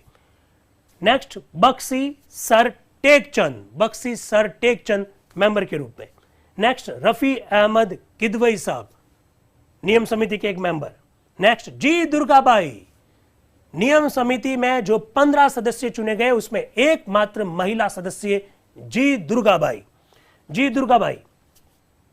नेक्स्ट जोसेफ आल्बन डी सोजा। नेक्स्ट एन गोपाला स्वामी आयंगर जो बाद में प्रारूप समिति के भी मेंबर रहेंगे। नेक्स्ट पुरुषोत्तम दास टंडन। नेक्स्ट गोपीनाथ बारदोलई आसाम के बहुत बड़ा नाम रहा है। नेक्स्ट पटाभी सीतारमैया, आपको मालूम है सुभाष चंद्र बोस के सामने चुनाव लड़ा था कांग्रेस अध्यक्ष का। नेक्स्ट KM मुंशी, कन्हैयालाल माणकेलाल मुंशी जो बाद में प्रारूप समिति के भी मेंबर रहेंगे। नेक्स्ट श्री मेहरचंद खन्ना साहब, और फिर लास्ट सरदार हरनाम सिंह। ये 15 सदस्य नियम समिति के मेंबर बने। इसके बाद में ये लोग नियम निर्माण समिति में नियमानुसार निर्वाचित घोषित किए जाते हैं, इस बात की घोषणा हुई। फिर वो क्या बोल रहे हैं, एक काम और है, डॉक्टर राजेंद्र प्रसाद बोल रहे हैं एक काम और है। पहले दिन डॉक्टर सिन्हा ने, देखिए बड़ा ध्यान से सुनना, पहले दिन डॉक्टर सिन्हा ने सदस्यों की सुविधा और समय बचाने के ख्याल से सदस्यों के साथ हाथ मिलाने की रस्म को बंद कर दिया था। आपके सभा स्थान छोड़ने से पहले मैं प्रत्येक सदस्य से मिलना चाहता हूं। मैं जानता हूं इनमें से बहुतेरे ऐसे हैं जिन्हें मैं अरसे से जानता हूं, बहुतेरे ऐसे हैं जिनके साथ मेरा घनिष्ठ संपर्क तो नहीं है पर उनको मैं पहचानता हूं। कुछ के नाम तो मुझे याद भी है, परंतु कुछ ऐसे भी हैं जिन्हें मैं नहीं जानता और आज उनका परिचय पाना चाहता हूं। यदि आपको कष्ट ना हो तो ये काम भी आज पूरा कर लें क्या। इसके बाद सभा बंद हो जाती है जो कि कल प्रातः 11 बजे तक के लिए स्थगित रहेगी। इसके बाद में सभापति ने सभा भवन में घूम घूम कर सभी उपस्थित सदस्यों से हाथ मिलाया। 12 दिसंबर को अब अगली सभा होगी। कल साथियों 12 दिसंबर है, कल 12 बजे हम लोग जुटेंगे, कल 12 दिसंबर को वापस जुटेंगे। लेकिन कल यानी 12 दिसंबर को बहुत कम चर्चा होगी, मुश्किल से 2-2.5 पेज की चर्चा है, यानी 10 से 15 मिनट में हम अपनी बात को कंप्लीट कर लेंगे। लेकिन साथियों आप लोगों के YouTube पे जो प्रश्न आए, आप लोगों ने Zoom पे जो प्रश्न दिए, उन सारे प्रश्न जो कि 3 दिन की बैठक के संदर्भ में आए हैं, उन सारे प्रश्नों को हम लोग एक साथ में मिलाएंगे और इन सारे प्रश्नों का कल समाधान होगा। कल ठीक 8 बजे हम लोग फिर मिलेंगे। कल 8 से 9 यानी 1 घंटा हम लोग चर्चा करेंगे। 12 दिसंबर को मिलते हैं। मुझे लगता है अरे आप लोग रीनेम कीजिए भाई, तुलसाराम जी गुजर साहब, दिलीप पंचाल जी, लोकेंद्र सैनी जी, कुंभाराम जी सुतार साहब, जोराराम जी चौधरी साहब, गौतम परियार जी, बहुत बढ़िया, धन्नाराम जी ग्वाला जी, सत्यवान ढोलू जी, क्या बात है, राजेंद्र प्रसाद कुमावत जी साहब भी है, इनसे तो मेरी चैट होती रहती है, भरत सिंह जी वर्मा साहब, मनीष चौधरी जी, करण साहब, के चौधरी जी, उर्मिला जी। एक ने लिखा मी मतलब कौन, आप अपना RDMI 91 अपना मोबाइल जो है उसको रीनेम कीजिए। जितेंद्र सिंह जी साहब, महेंद्र जी हैं, ओम प्रकाश जी, सीता शिव जी है, शायद ये खेड़ापा के हैं, रमेश कुमार जी, पिंटू जी, भरत सिंह जी वर्मा जी। तो मेरा सभी मित्रों से निवेदन है, धनाराम जी, सत्यनारायण जी, मेरा सभी मित्रों से निवेदन है कि अपना मोबाइल पर ये जो रीनेम तो करो, तो ताकि मालूम तो पड़ सके और हमको सर्टिफिकेट इशू करने में नहीं तो दिक्कत आ जाएगी, क्योंकि 15 दिन की इस कार्रवाई में जो 12 दिन भाग लेगा उन्हीं को सर्टिफिकेट इशू किया जाएगा। तो आज के लिए इतना काफी, थैंक यू वेरी मच। वापस मिलेंगे कल सुबह 8 बजे। Thank you very much.